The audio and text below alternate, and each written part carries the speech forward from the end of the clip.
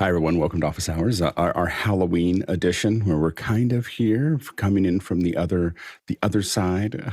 So anyway, welcome to our Halloween edition. We are going to be talking about ZoomISO in the second hour. Our first hour is general discussion, of course, about any questions that you have. We have a huge panel here today to answer both your questions about ZoomISO as well as your general questions in the first hour. So definitely, we're looking forward to a pretty busy morning with what we have here. A quick reminder, if you're not getting emails from us, one thing to take a look at is whether we're going into your spam folder. We changed our email, and I was asked to make sure that you knew that it might be in your spam folder. And if you say this isn't spam, if you don't want it, then just leave it there. But if you do, then you can say this isn't spam, and it'll start showing up in your mailbox. All right, let's go ahead and jump into the questions. Bill, what do we have?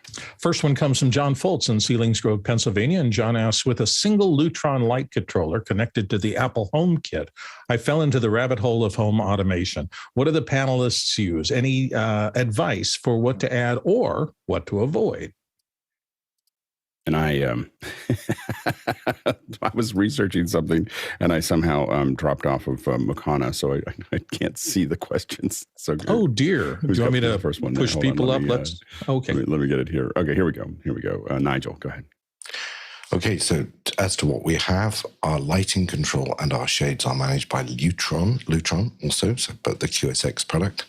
We have Ketra lights, and everything on top of that is managed by a Crestron home system. So we have a fairly sophisticated setup. If you want to know what great lighting looks like and want to be frightened, you should look at the price of Ketra bulbs, and that may make you think twice. I think Lutron, I'm guessing you did Casada, is a great start. Generally, the advice I would give to anybody is pick a platform. So the worst thing to do is to start and go, well, I'm going to do this on HomeKit and this on, Amazon and this on, Siri. It ends up as a nightmare. None of that stuff ends up working well together. Pick a platform and stay with it and buy devices that fit that platform rather than try and buy the best of breed device in every vertical, because they often don't work together. Good guy. Yeah, I kept it pretty simple for our home. I'm using a Philips Hue with the Alexa system for the lighting, and then I also use it for our vacuum cleaner. So you can say, Alexa, tell Roomba to stop cleaning or start cleaning, and it'll ask you which. We have 2 Roombas, so it'll ask you which one. We also have it tied into our sprinkler system. So the Rockio product, RACHIO, is cool because it'll rain skip. It'll tell you when the weather is going to be. Like right now it's raining out, so it sends me an alert. It's not going to go on. Then I also use it for Sonos, so you can play music through the system and turn the volume up and down. So yeah, I like the Amazon Alexa platform. I haven't tried to. I see other people using other ones, but this one works for me. Good, Courtney. Sorry. Yeah, I tend to go with just no hub-based systems. I have mainly Wi-Fi-based systems you can get from Fite Electronics. You can get smart bulbs and smart LED controllers for LED strips. And I have both the Alexa, and the Google Home. They do tend, let me tell you, and they both, there are hundreds of different Wi-Fi enabled smart devices out there that work with both of those platforms. HomeKit, I'm not so sure. That may limit you only to using Siri. But I'll let you know my Google and my Alexa fight sometimes because I have Google set so that you can give it 2 commands in a row. And if I give it a command and it says I can't control that device, then I'll ask the Alexa person, and Google gets insulted then and says, excuse me, I think you're thinking of somebody else, because it thinks I'm talking to it. It actually says that. That's great. It gets incensed. that after a while, does it just stop talking to you? Like it just stops responding? Like I'm not going to do that command anymore. I see how it is. Go search. It does stop doing stuff every now and then for no reason that I can't. It might not be for no reason. I'm having trouble talking to the TV right now. Well, why? It's right there. Exactly. Serge. Yeah, I tend not to use the voice command, so I tend to use the HomeKit with the Control Center shortcuts or the Home application in my phone. One thing I tend to avoid now is try to get cheaper devices that are not fully compatible with HomeKit. I tried the Wise bulb. They are cheap, but they are inconsistent even with the Wise apps. So Try not to buy the cheaper, but the best reliable, more consistent experience. Jonas? So I'm taking a little more of the DIY route. There's this software called Node-RED that is a nodal editor for everything basically that Node.js can control. So this can control loads of things. It could sync up your lights to your Spotify account, to whatever you're doing on your ATEM. Could probably even control your ATEM. And then the other thing is, right now I don't have any of the expensive sockets. I have these cheap ones, but they are hackable with Tasmoda, which is an open source firmware that then just hosts a little web server on the little ESP chip that most of the Chinese sockets use, and then you can control them over a really easy API. I have to admit, I'm just waiting for HomeKit to actually work. I am too embedded, and I just wish Apple would make a door lock, a thermostat, lights, outlets, and camera. Those are the 5 things that I need, and I just wish Apple would just make them, because the HomeKit platform has been a disaster, in my opinion. Like, I put things on there and I can't get them to work, and I can't get them to talk, and they work. They work when I set them up, and then they don't work anymore. And so I just wish Apple would just give up and start making products that all just do what they need to do. Next question. Paul Wallace in Austin, Texas is in next. He says, I installed Mac OS Ventura, so now I want to use my iPhone 14 Ultra Max as a webcam with continuity camera. So what are some cool tips? And he's got a link there to the continuity camera site. Go ahead, Nigel. So I acquired one of these things from some site that does printing, and it just allows me to put my MagSafe adapter on top of my PC on my Mac when I'm traveling, and that's a perfect tool for using it. I also tell you that I have to go to these things called meetings, which I know lots of people hate, and sometimes we have to bring other people in these meetings, and I take my iPhone and I put it on a shelf at the other end of the room, and it's a great way to bring a whole room easily into your meeting. That's great. Next question. Next one comes to us from Douglas Carmichael, and Douglas asks, what tools do the panel prefer for monitoring the performance of your network, and specifically on Mac OS? Go ahead, Grant. Yes, I use iStats menu, and this is the one here. And my tip for you, if you are to use this, is that it defaults to megabytes.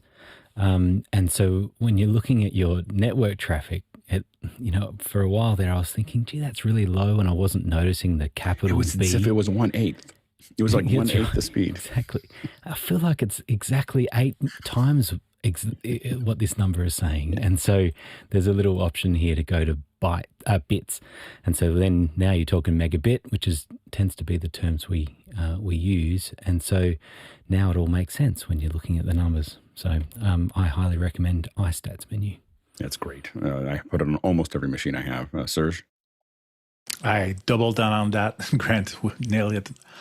I use iStat myself. Jason? +1 on iStat. Also, if you want to get a little bit more into it, there's one called Nettler, Netler. And if you want to actually be able to explore your network a little bit more accurately or precisely, Network Radar too. Next question. Eric Billings in Washington, D.C. says, can lip reading be trained, or is it mostly context and experience? If it can be trained, does the panel have preferred training sources? Thanks. Go, Jason. Can absolutely be trained, and I have no idea where to train. I believe that they do lip sync or lip reading training in Monterey, but I don't think it's a publicly available facility. Next question. Chad Lafarge in Columbia, Missouri is up with one of my 12-year-old sons, would like to focus on vector animation. What tools does he need to learn to get the most out of this interest? Go ahead, Slawak. Some may disagree with me, but I think that starting with the basics is really a good idea. Go look at something like SketchUp or Vectorworks or AutoCAD and start thinking in the three-dimensional space and thinking about coordinates and how things get put together. And then I think other people on the panel can talk about fleshing that out. Yeah, go ahead, Courtney.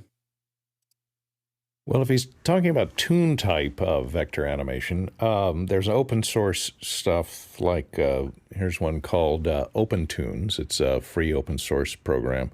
Also, if you have Adobe Creative Cloud, has one, Adobe Animate.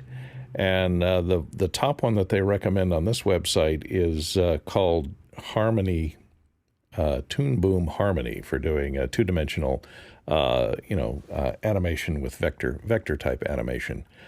So there's some choices for you if that's what you're looking to get into, like video game animation that's 2D video animation. And some of those incorporate not only vector-based graphics for the animation. It used to be Flash, but now Flash has become verboten, thanks to Mr. Jobs.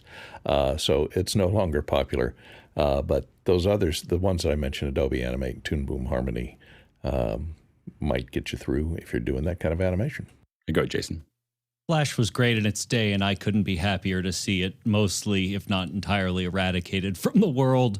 I came about this a little bit differently. I would my basics start with Keynote and kind of move into Motion. And then if you want to learn Illustrator and what have you, sure, go for it. There's another Adobe one that will actually track your face and you can do a whole lot of really elaborate kind of facial speaking animation. And its name is escaping me, but you can find it pretty quickly on Adobe's site. You go ahead, Mitchell. Jason, you can do that in After Effects. I'd recommend Illustrator is a good place to start if you want to do anything in vectors. And then if you want to move those vectors around, bring it into After Effects, do basic stuff. It isn't necessarily the best cartoon animator, but if you want to be a motion graphics expert, that's where you would go, because vectors scale really well, and they look nice. And go ahead, Jonas. So when we learned it at university, one of the first things we did is we played the MixPre game all day long and tried to really nail that so you get fast building shapes with it, and then you can animate them with any of the programs mentioned before.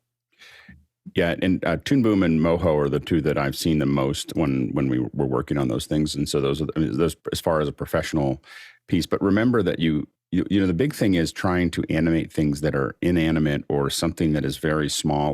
Like rather than doing something complex, it's how do you find character in an object? And that can be done. I mean, one of the best examples of incredible animation that I don't even know where it is now. I think it's somewhere on YouTube. There's a martial arts fight on multiple floors that was all done with little stick figures, and it was just done so well, and it was, it didn't require a lot of complex animation. It just required a lot of understanding of martial arts and having a lot of fun. Anyway, it's, if you go look for it, but that, like, learning how to do that well gets you set up for how to, communicate weight, how to communicate character. Those are the things that are important. Everything else is just, technical after that. Next question.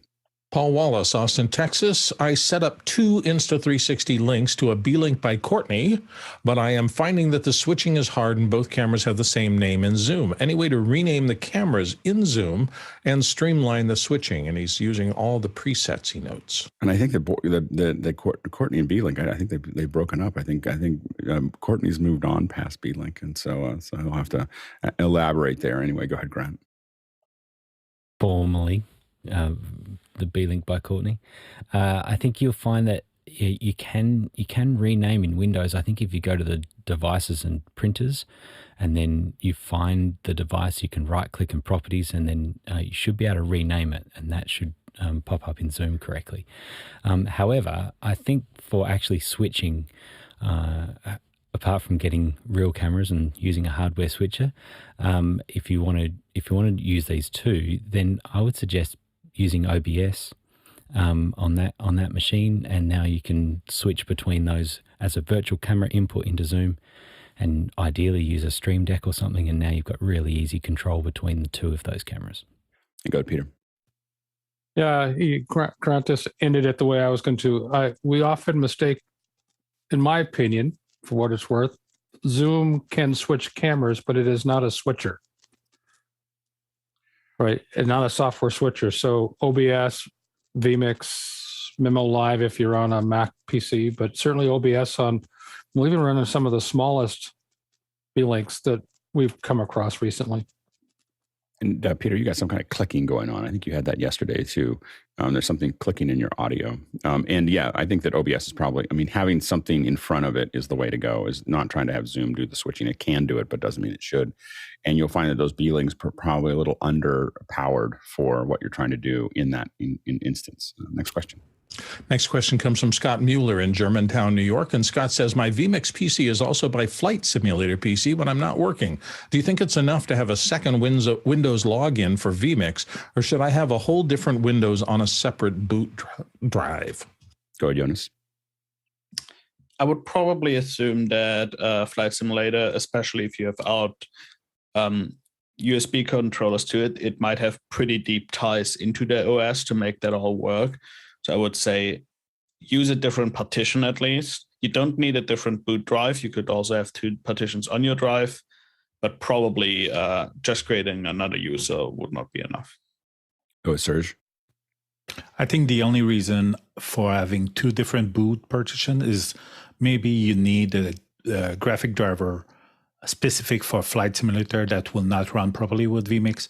That's the only reason I see to have two different boot for that reason. Grant? I just pick up on the word enough. You know, will it be enough?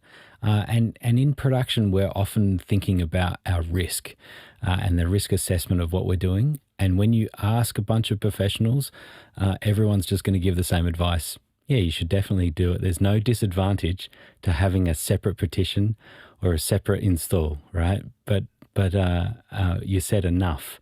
Maybe it would be enough, but I agree with Jonas that perhaps there are some things that could conflict with vMix, and a separate user would not be enough. This is the problem with software switchers, or one of the problems with software switchers, is that you can do other things on the computer, and so, you know, in my opinion is if your software matters to you, if whatever you're doing on vMix matters, treat that computer that you're using as an appliance. It is an appliance for that piece of software. That's what it does. It doesn't do anything else. And you're going to find that it runs probably almost as well, or maybe even as well as a hardware switcher if it's treated like an appliance and not like a soft piece of software that's running on it. Go ahead, Jason. And along those lines, when it comes to production, I've had more than one client who can't manage to keep their Windows version where they want it to be. In Control from GRC will allow you at a system registry level to lock that version so it won't, you know, after one reboot, just immediately upgrade on you. That's crazy. Next question. Next one comes to us from Andy Kuckendorfer in Vieira, Florida. Thoughts on the Yamaha AG03 Mark II mixer? Seems ideal with Loopback and Mix Minus, and there's a link there for it. Go ahead, Grant. Yeah, it's a fancy little device, this little mixer. It seems to have all the features that the sort of things that we talk about all the time, being able to loop back USB audio back to USB audio so that you could run it into a Zoom meeting or things like that and be able to play things out. It seems to have all of those features. I do find it, perhaps it's got too many features. That's one of the things that I love about Apple, is it's as much about the things they say no to, or they used to, I guess, that they say no to certain features that actually enhances the features that they have, rather than just saying yes, yes, yes, yes, yes.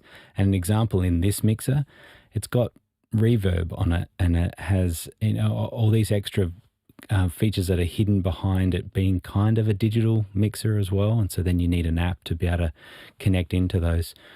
I don't know, for the price point I think it's great for what it's doing, but I always prefer to go to its big brothers in going to the like a XR18 or an X32, because it'll grow with you and you can, you know, do a whole band and do a whole studio, that sort of thing. Yeah, I probably would lean. There's also the of course the Flow 8, which is only a little bit more than this one, that's going to have a lot of other features that you may want and more channels available to you as well. But this one it looks like a great little package. It's just we'd have to test it. The problem I've had with Yamaha, the small Yamaha, we use the QL series, QL1, QL5, CL1, or not CL1, but CL5. We've used those for years, and they're great for where they are. The smaller Yamahas we found have a lot of self noise in some of the preamps, and so that's been our problem. This one may or may not have that, but self noise in Yamaha small, like sub $200 Yamaha mixers has been common. Next question. Tony Mobley's up next and from Noonan, Georgia, and he says, how could I maximize the use of my 32-button StreamDeck only using it for Zoom camera and mic control? Go ahead, Nigel. So I found I went through like 3 or 4 stages. Like Tony, I started with Zoom, and then I started adding other apps that I use every day. So the first screen became the series of buttons that I press every day, even as simple as starting Mail or Safari. Sometimes just quicker to hit a button and go and search for it, depending what platform you're on. Then Fenwick taught me how to do multiple buttons presses on a single button press. So when I get up in the morning and I turn on my machine, I press one button and it starts everything I need for office hours. And I went through that various stages of learning, and then I took the jump to Companion.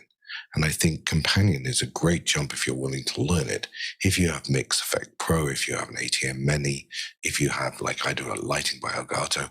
And that's where I ended up, which is really working out my workflow and building that into Companion. It's not an easy ride, but it's worth it if you're willing to take the journey. Tlaloc.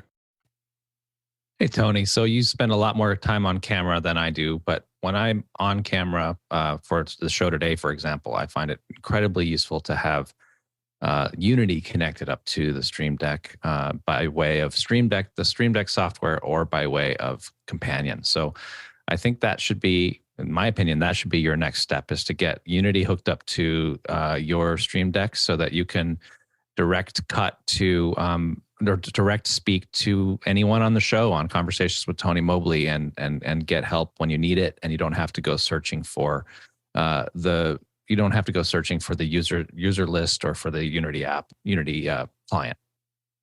Go ahead, Mitchell.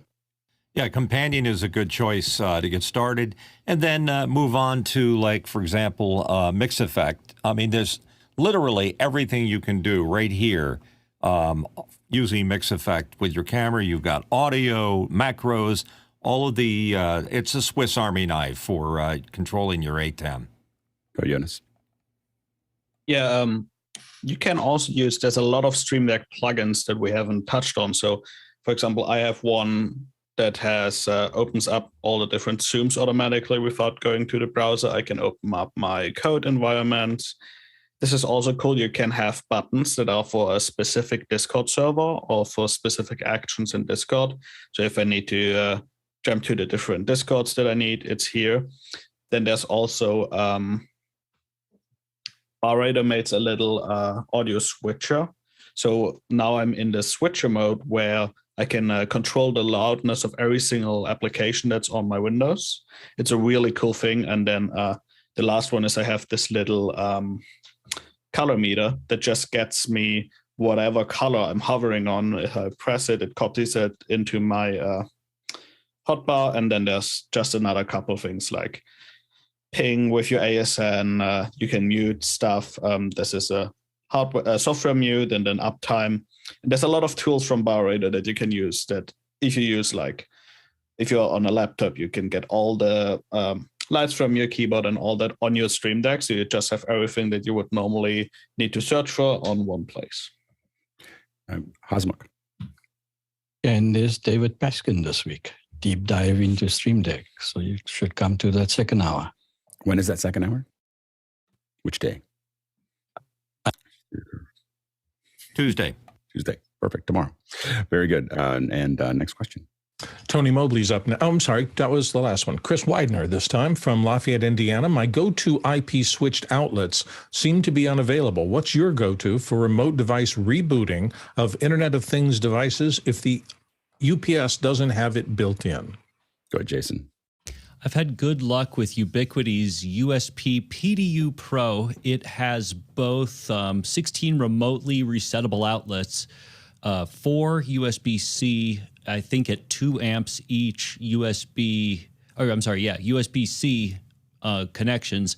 And then it does a really neat A/B switch where it will automatically do a switcher, or a switch from one ISP to the next, almost failover mode. I think that's in beta. Go ahead, Courtney.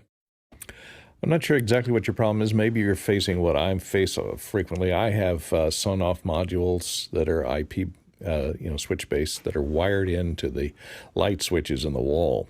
And the problem with that is every now and then they'll hang up or something will happen to the server. They'll lose their connection and you can't talk to them. And the only way I found to clear this issue is because they're hardwired into the electricity.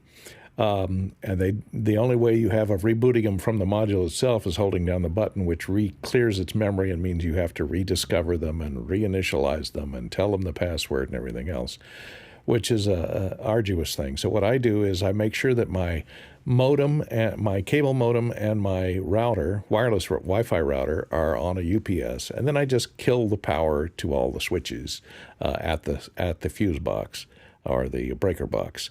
I leave it off for about 30, 45 seconds, turn it back on. They all come back on, reboot, reestablish their connections to the router, which should already still be running and connected to the internet, and all is right. So that's the method that I use for rebooting them. I'm just curious. I'm sorry, I'm still lost with the PDU. So with the Ubiquity, does it tell you what the draw is on each outlet, or is it just? It does in real time, and it'll actually show you on a tiny little screen right at the bottom. You can narrow it down by outlet and get the wattage draw. And over the internet, over the network, you can see wattage draw on every. Absolutely, if you wanted to. It's so much less expensive than the PDUs I normally get that do that. So that's but it's sold out. That's why. So anyway, next question. Next one comes to us from Paul Wallace in Austin, Texas. How do you transition between two video sources and MP3s with an ATEM software control using the slider, for cool Halloween effects like Serge did? Any more Halloween effects that you can do with it? Go ahead, Serge. So the transition we are talking about is the ghost effect. It's just using a transition between my camera and my still image and stop it in the middle. With the ATEM software, you use the slider right here to transition and stop it where you want. That's great. Next question.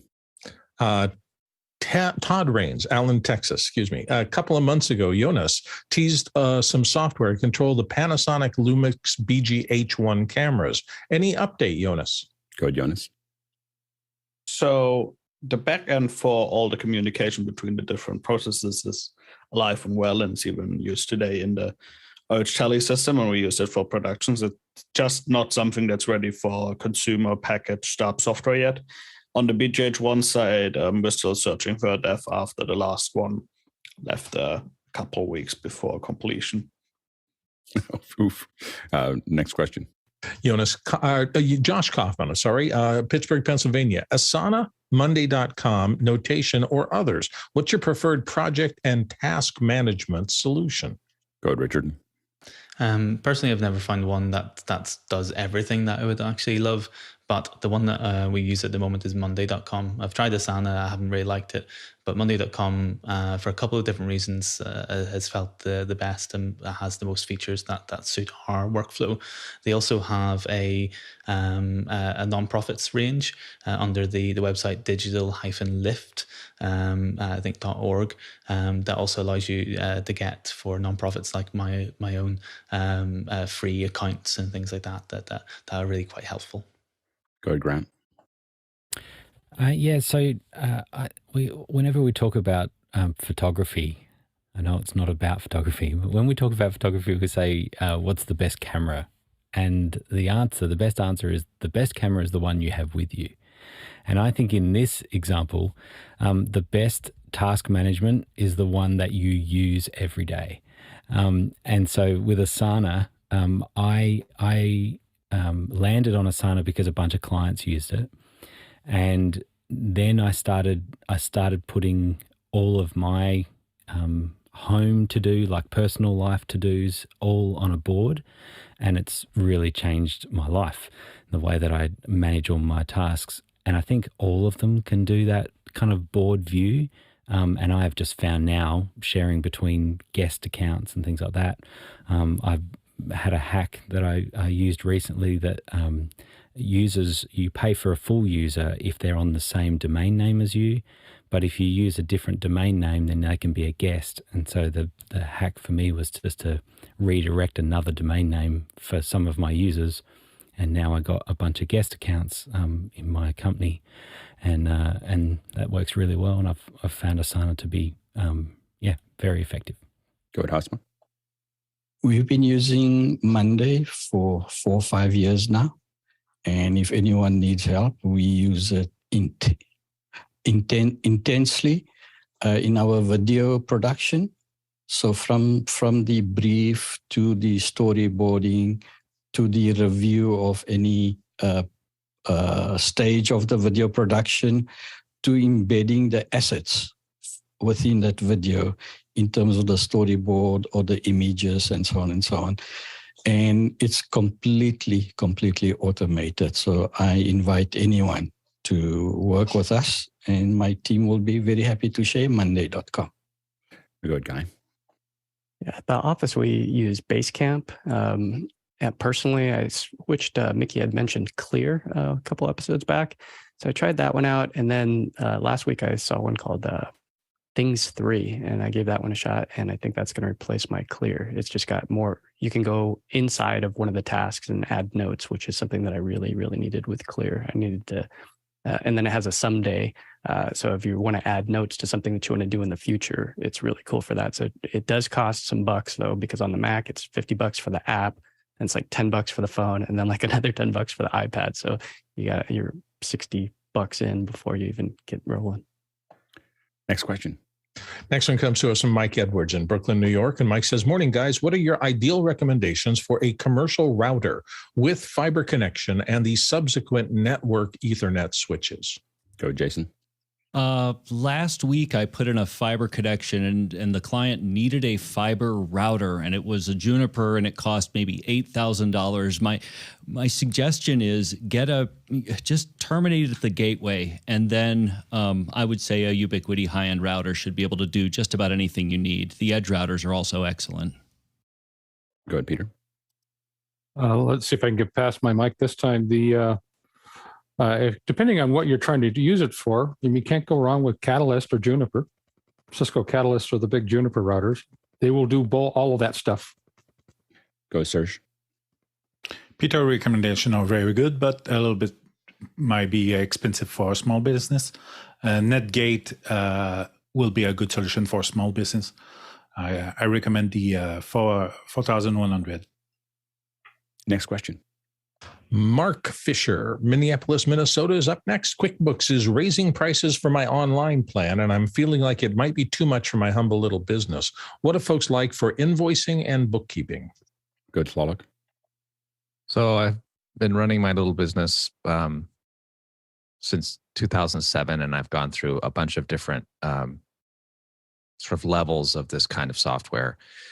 And I've landed on QuickBooks. I've tried QuickBooks early on and stopped because it was too expensive, and I landed back on QuickBooks. And I think I would maybe think about raising your prices a little bit and keep QuickBooks because you use it, you know it, and it's a very important part of your business. Mitchell? I'm with Tlaloc on that. I have a love-hate relationship with it, and I've paid for it a number of times. And now they want me to be a subscription service too. And not only that, because I have the actual software that I paid for, every time I go in, they say, you haven't logged in a while. You must log in now. And I really don't like that type of an attitude because all I do is want to go in and make an invoice and boom, get out or check something. And it's a problem. I think they might be suffering from a bit of feature bloat right about now. I have to say that, for financial things, usually you want it to log you out relatively quickly, but that's what I use LastPass for. So the, like logging back in is usually not very traumatic for me. Go ahead, Courtney. Yeah, I've started, 30 years ago using Quicken. And, then they spawned QuickBooks, and my tax accountant has yelled at me ever since because I've stayed with Quicken, and I use Quicken for home and business, and that's a version of Quicken that has invoicing and it has tracking, and it's not for everybody's. If you have to track inventory or something, it's not great for that. But if you're in a service business, you can create invoices. It tracks aging of invoices, etc. and it does all that. So it does most of the things for home and business, and it also tracks rental properties and the same software. And unfortunately, you used to be able to buy it, but now you can see they've moved to a subscription model as well, because everybody wants to bleed you for money every single month, even though if you used to be able to purchase that software and use it for 3 years before they'd turn it off, it interfaces with your bank accounts, and so you can automatically download and balance your bank accounts directly into Quicken for Home and Business. So it's very handy to have that. But now it's going to cost you $9 a month to do it. And I don't think they sell a standalone version anymore. They force you to update it every all the time. Go ahead, Grant. Yeah, I use a service called Zero, and so they're all sort of moving to these cloud services, and I think there are some advantages to that. One of those is that it's in the cloud and arguably more secure than just having it on a computer. And I think some of those key features like automatic reminders of payment on invoices, I think are worth their weight in gold. You're not chasing, you're not having to remember yourself if an invoice is outstanding. It's just sitting there and away it goes and keeps sending those automatic reminders. There's something cool about that as well, that it's not you nagging someone for their money, but it's, this automatic thing that's nagging. So it's kind of this third-party service that's doing that for you. And then the receipt management as well, being able to email receipts to that service and have it tied in. And as Courtney said about bank reconciliation as well, tied into an account, a bank account, I find all of that stuff is so worth it. So I try to remember the pain that I used to go through in writing invoices in Word and sending them out and trying to manage all that. And now I have a service that does it all for me. It's totally worth even the extra increase. Go ahead, Jason. A quick note about Quicken. If you have an Apple Card, it will not download your transactions at all. It makes you download them 1 month at a time and then export them in this really specific way and then put them into Quicken, and I'm dropping Quicken. Yeah, we use QuickBooks for a long time.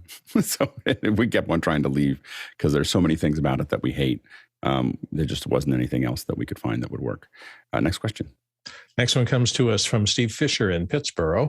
He says, can anyone explain, is Felipe Nardi's virtual work related to Zoom OSC, or what is it that he does that gives unique video options for presentations in Zoom? Attendees?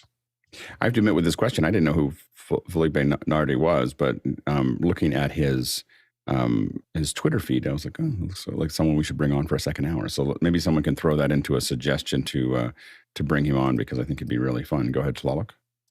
Actually, we've had him on a second. Is he the one that did the magic? He's the magic. He's the magic guy. He's the magic guy. Okay. Yeah. Now I was like, he didn't have magic on his thing. I was like, hey, this guy looks just like the magic guy. So yeah. So I think what it is that he's utilizing Zoom OSC in order to really push how Zoom works and the experience that people in the meeting are having. It's not about necessarily broadcasting the experience out. It's about the people in the Zoom meeting having an incredible experience with a magician, and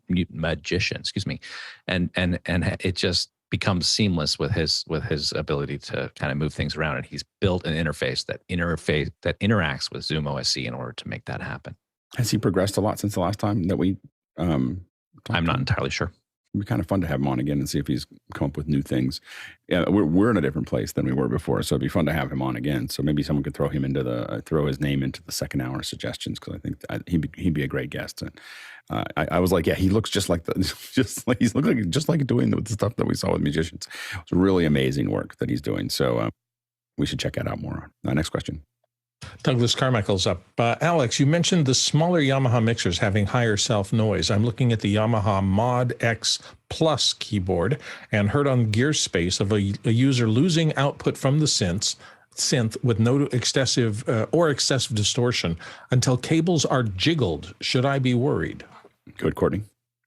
No, you should be vigilant and clean your cables. Some deoxit R5 on those cables every now and then will keep them from getting corroded or noisy, or just gunk kind of builds up on cables, especially on synthesizers where if you have a lot of patch cables that you leave hanging on a patch rack, and stuff can drift out of the air and collect on the ends of those patch cables, a little thin coating of oil or dust or dirt.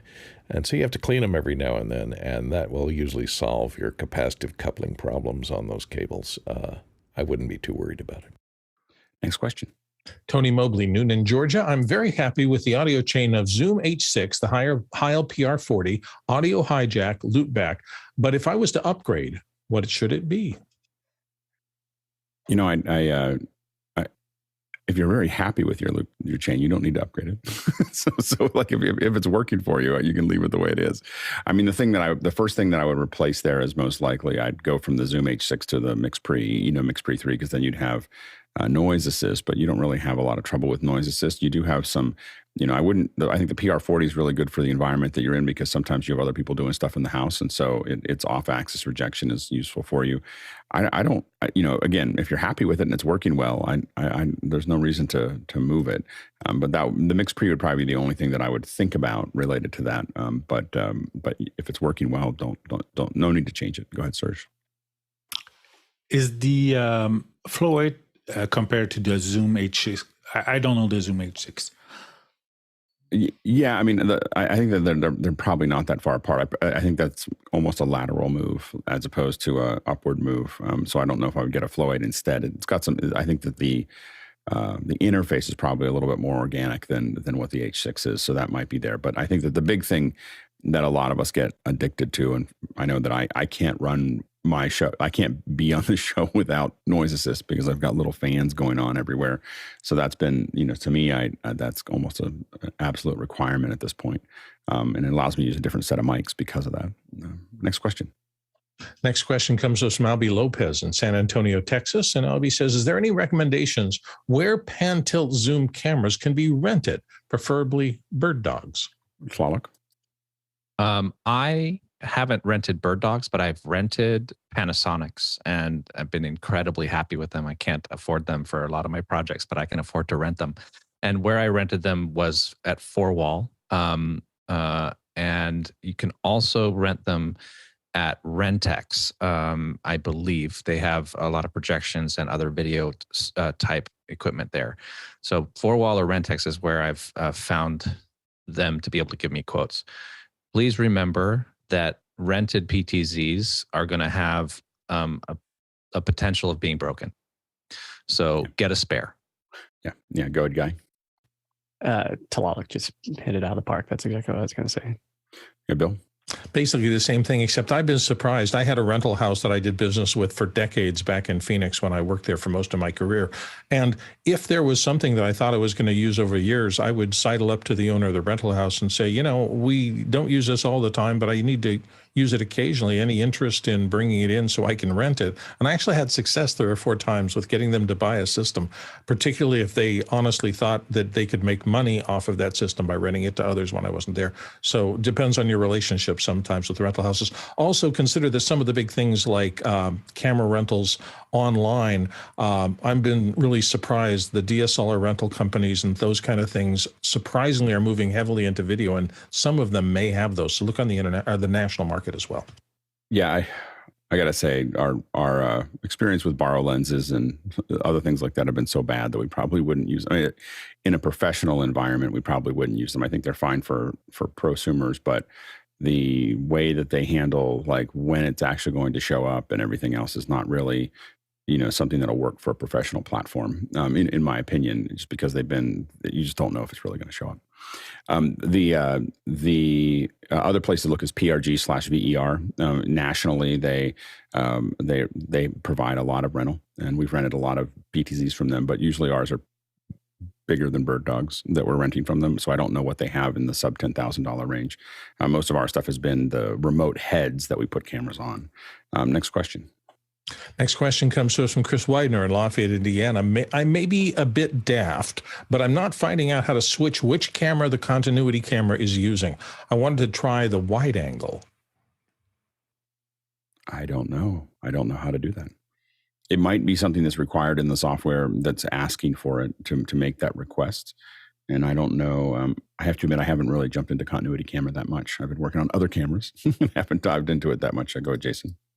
You can set this up initially, at least the way that I did it was simply, plug in the iPhone and put it up where it needs to be. At that point, when it can detect the desk, you get this alternate UI where you can actually click down and widen out the desk, and it'll actually do this really neat kind of kerning correction. But it's always been, the 2 times I've used it have been very, very natural once it can see the desk. So I think maybe that's the key. Next question. Mitchell Hill, Wilmington, Delaware. John Idelson was showing me a new wireless Zoom mute called Pause Me, handheld and works a treat, and he's got a link there to it. Go ahead, Nigel. It's Bluetooth. And so I instantly stopped looking any further than that because my experience every time I've used Bluetooth is it is too intermittent. Good, Mitchell. Well, that's why I said it works a treat, because occasionally it's a trick or treat. Anyhow, I'm always interested in all these devices that do muting because I went the expensive way, like Alex over here on that side. And it's very interesting because it's handheld. It's form-fitting. John says it works great, and I tend to take John's word on that. And your thumb can always be literally on it. So it's like a pistol grip kind of thing. With your thumb on the button, boom, boom, boom, you got it there all the time. If you need to get to your mute fast, that's one of the best ways to do it. Next question. Douglas Carmichael up next. For a residential installation, would you connect Apple TV units to each TV and let users AirPlay video to the TV, or install Mac Mini units for each TV? Go ahead, Slavik. I think you have to think about the ecosystem that your people using it will be in. And, not everybody is on Mac, and not everybody is on Windows, and not everybody is on Android. So consider how to keep things as fluid in that way as possible. And sometimes just the software on the TVs is, can be good enough. But I wouldn't necessarily need a Mac Mini on each TV, as I am in the Apple infrastructure. I probably would do Apple TV, not Mac Mini. Go to husband. I use a 4x4 matrix at home. So it's got 4 HDMI inputs and 4 HDMI and SDI outputs. And I connect the Apple TV to one of the inputs. And then any of the 4 TVs can watch the Apple TV without AirPlay and also remote control. Good. Mitchell? A friend of mine does a lot of big installations, and he says that 90% of the TVs that go out or systems that go out are switching via an Apple TV. In my situation, I've got my Apple TV downstairs, and upstairs on my Sony, it has Android, so it's running the Apple TV app, which works fine for that application. Go, Jason. I'll answer the question that I think is a little bit more salient. Is there a difference between connecting an Apple TV and playing AirPlay through it versus a Mac Mini? And the answer is not really, at least not with the most recent ones. But when in doubt, of course, an M1. Go, Peter. I would stay away from the Mac Mini in a residential installation, except in my home office. If for no other reason than grandkids will do wonderful things to Mac Minis. Go ahead.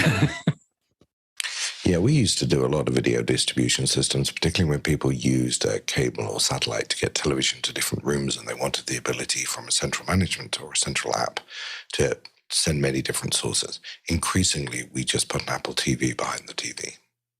Yeah, I mean, the one place that I've seen it work really well for a Mac Mini was at a hotel, pretty high-end hotel, that had a Mac Mini, but it used it for video conferencing as well. So it was all built into the system, and so that's the one thing the Apple TV can't do.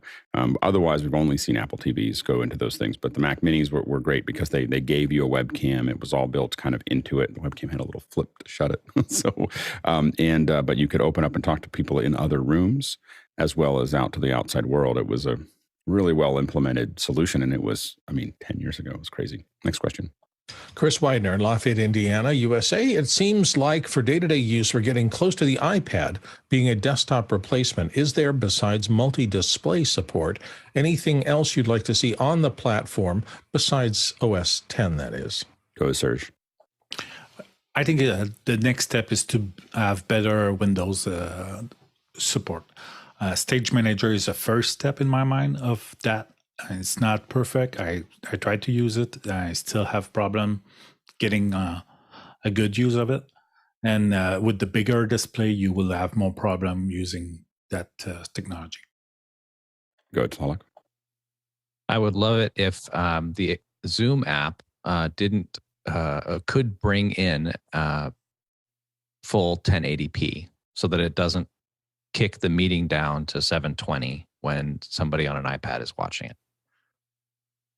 Go ahead, Nigel. Rennie Ritchie had a pretty good sort of editorial the other day about this subject and the ability of the iPad to start merging with a Mac. And I was sort of with him for most of it, which was, can we please stop making the iPad as difficult to use as the Mac? Because I have lots of people like my mother who is just completely confused by the new technology. And if anything, we need to get it back to being more simple devices. And if you want a desktop, buy a desktop. Go, Bill. For my productivity, I need three things. I need a screen I can see, I need a keyboard I can type on, and I need a trackpad because I've literally been mouse-free for almost 8 years now, except for really rare occasions. So the problem for me with an iPad and turning that into something, it's really easy to get keyboards. It's not easy to get a trackpad and the geometry of the screen up, the keyboard in the center, and the trackpad close enough so that when your hand's on the rest, your thumbs and fingers naturally fit to the trackpad and work like you work every day. So that's the problem for me. Next question. Next question is Stan Chan in San Francisco, California. Is the web presenter the recommended way to send a stream to YouTube from a constellation? Go ahead, Grant. It's certainly what Blackmagic recommends to be the way to stream to YouTube. I have 4 of them and I use them from a constellation, and I love this monitor output. I will route that back into the constellation multi-view, and now I can see a really nice VU meter on the right hand side, and you can see all the bits that are going through. But the thing I really like is the cache here. So that 3%, it sits on 3% all the time, and then what happens is if those bits aren't getting through for whatever reason, that cache starts to fill up, and so people think that that's great to have a cache, and it is good because it will sort of catch up. But it's a really great indication when you're sitting watching this that if that cache starts going up, you've got a problem. And it's a really great indicator, as well as just seeing how much bandwidth is actually being used when it's being compressed. Go, Jason. What Grant said, I can't say enough good things about that particular interface. It scales really well, so even in a multi-view, you can see it really clearly, and that's just golden. Go, Jonas. I would not use the web presenter to stream to YouTube, especially the interface is really great. The interface, the encode is not amazing. Somehow it still has a communication issue with the constellation where it thinks it is in a completely weird color space, where it still has a little bit of a tint, which is one of the issues that we also had with the pearls, but we now got the Apathon to fix that. So now as soon as I plug this in, I get the right color. If I use my web presenter, I need to bring it to an up-down cross or to a decimator. Otherwise, we have sometimes the completely wrong colors because the constellation still thinks we like to do HDR. Well, we don't. Yeah, there's a combination in the constellation that it'll just automatically switch over. So it's which we've run into. We've also seen it tag it wrong. So like it tags it as Rec 2020, while still being a Rec 709 feed, and the web presenter treats it wrongly, and then we have a red color shift. It's really common for the web presenters. Yeah, this show is done on the elemental links to AWS and then out. And the reason that I like the elemental links for a lot of things is because of they're using Zixi. And so I still, Zixi has been a warm blanket that I've used for a very long time. And so, and it just, it negotiates poor bandwidth better than anything I've used so far. So if given a small, where I don't have as much control, I'll almost always lean towards that. Next question. Chris Widener in Lafayette, Indiana says, what would be the ramifications of using multi-camera mode on a single Zoom room computer to broadcast the panelists to integrate in-person and online panelists? Bandwidth limitations or resolution issues? Go ahead, Grant. Yeah, so it's being able to add an extra input on the Zoom rooms. I tell you how I use it, and that is when I'm using the gallery view back in production. And so the nice thing is I'm able to push two separate video feeds to the panel, and then the gallery view that I'm sucking back off of the Zoom room doesn't have that in it because I've got hired self view. So now they're not in there, and now I've got a gallery view of just the panel, and the panel gets a multi-view and program feeds and all of that. And so it's a nice way of sneaking in another input and having that excluded from my gallery view. Good guy. Yeah, you could pump in a lot more than just one. In the back end, you can actually pump in 6. So if you go into let me pull it up here. You go into the back end here. This is the Zoom room. You can say allow multi-camera room and then maximum stream count. And then if you go up to 6, what you'll see is each one of these will come in as, let's say it's called Zoom Room 1. That one conference room would, or however you have it hooked up, like let's say a cloud instance or locally with 6 cameras, they would come into the meeting as -1, -2, -3, -4, -5, -6. And from what I've seen, I've only done 2. So it's been 1080 on our 1080 account, but it will, since it's a Zoom room, it will automatically bump up any 360p meeting to a 720p meeting. But yeah, it's an option in the back room. You flip it on here and then you say maximum stream count and then they all pop in. It's pretty cool. Next question. Douglas Carmichael, has anyone had experience with the M2 MacBook Air keyboard versus the M1 MacBook Pro keyboard? The Air keyboard looks too close to the 2015-2019 Butterfly keyboards that were notorious for premature failure. I don't think I think Apple's given up on the Butterflies. So I don't think that there's any significant difference between those two keyboards, but I haven't used both of them. Go ahead, Grant. Yeah, I've got an M2 Air and I have no problems with the keyboard at all. Love it. Next question. Paul Wallace, Austin, Texas. Why do Apple's new M2 iPad Pro models require third-party apps to capture ProRes video? Go ahead, Jason. I have to be careful what I say here. I believe it has a little bit to do with reference mode, and I'm pretty sure it'll be out a little bit later. Why do Apple's new require third-party apps to capture? So it doesn't work natively in the camera app. That's what he's saying. Oh, got it. He's right. Yeah. Because I think that, average person, what were they going to, and again, I think they left it opened. I just don't think that the iPad is a good capture device for Apple ProRes. And the reason for that is that the camera system isn't as good as the phone. So why would you do that? Like why would you go through the camera system isn't good enough to do Apple ProRes, in my opinion. Next question. Douglas Carmichael says, my 2017 15-inch MacBook Pro is rapidly reaching the end of its life with keycaps coming off the keys. For audio/electronic music work and some Xcode development, would a maxed out M2 MacBook Air be serviceable, or should I go for the 14 or 16-inch M1 Max MacBook Pro? Go, Jason. No and yes. there's as quick as possible there. Yeah. So I think that if you're really this is going to be your only computer and you're going to be doing development on it, I would definitely lean towards the Pro simply for the better air handling, as well as the multiple, you get 2 more Thunderbolt connections. And so I think that that's going to be something that you're going to miss if you don't. I think that if it's your walk around machine, the laptop, the Air may work great and it's nice and light and it's less expensive and everything else works with it. But if this is going to be your only development machine, I think I would go for a Pro. All right. we cut through a lot of questions and still ended up on time. So really well done by the producers. Great questions, and of course the great panel today. Fantastic panel, just rocking it.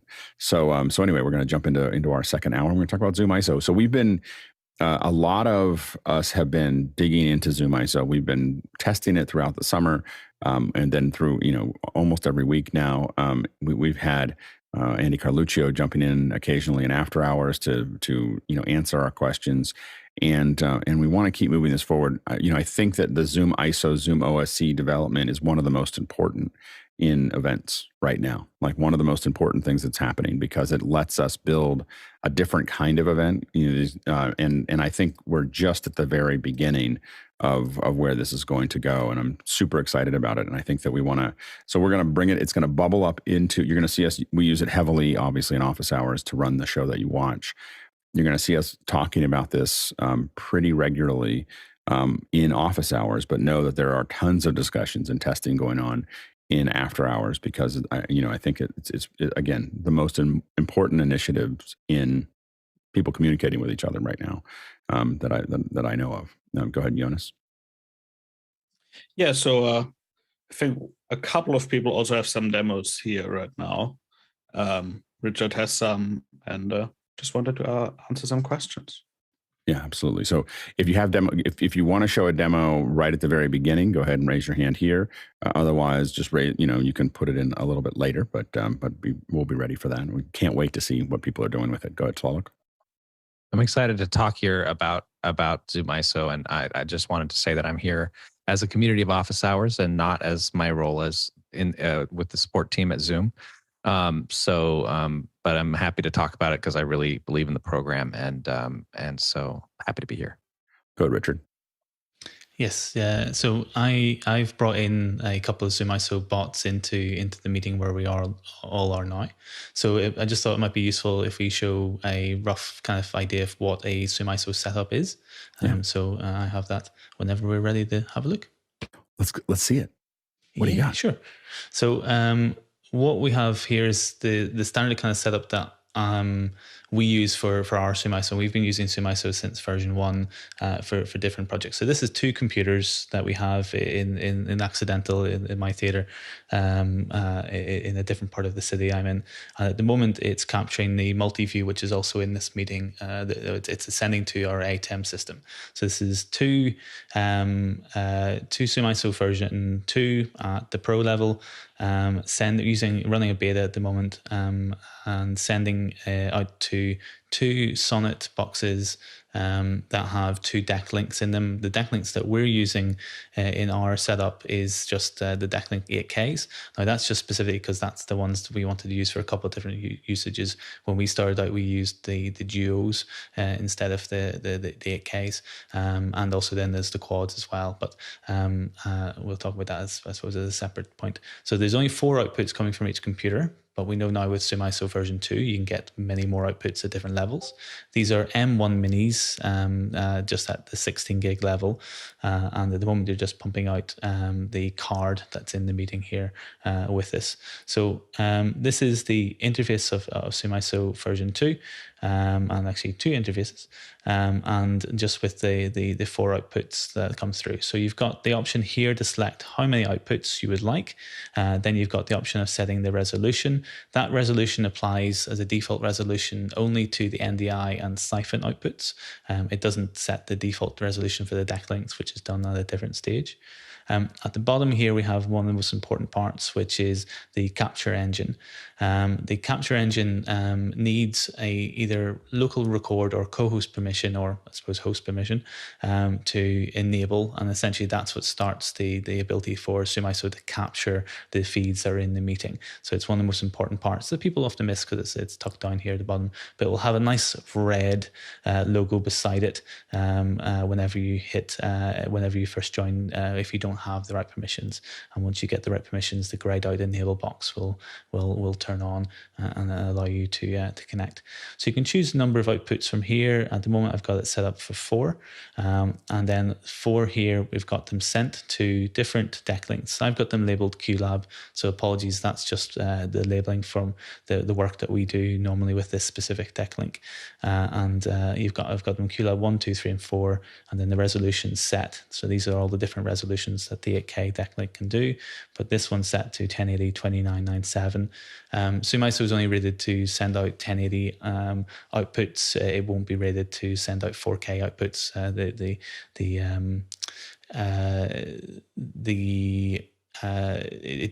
It will just start to slow down real quick, and so forth.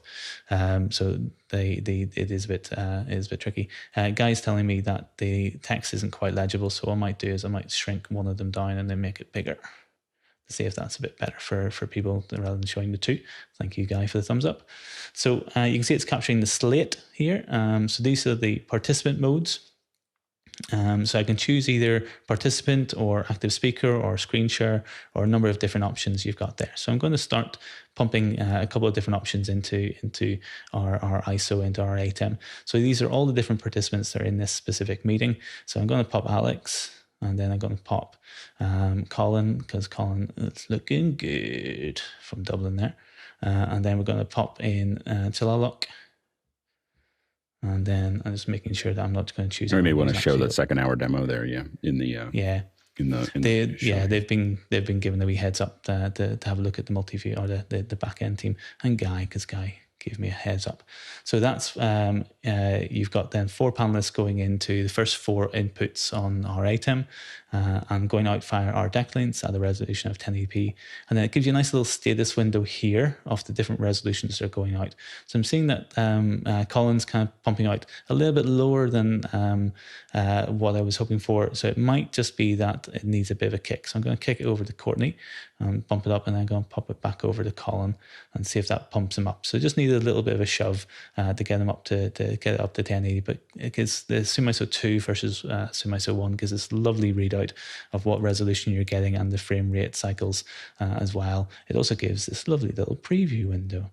There you go. There's a little Alex in the middle of the shot, which I think is a fantastic little option.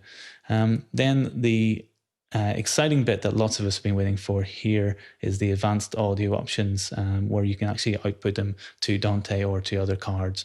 And these are different virtual cards we've got. We can pop them out to Loopback or, in this instance, Dante. So you can see the different Dante channels up to 32 that I've got on this computer. This is running DVS, Dante Virtual Sound Card. And I can send them out via a standard output or via a specific participant. So I've got it set up for output 1 to go out to channel 1, output 2 go out channel 2, and so forth. Or I can script a specific participant and send that specific participant out as well, input number 1 on Dante, and so on and so forth. So then that allows us to give that lovely, fantastic option in ISO 2, where we've got now full audio control of what's coming out of the actual meeting itself. So there you go. So that's ZoomISO 2. Very, very brief introduction for taking out a panelist and the kind of interface that's going there.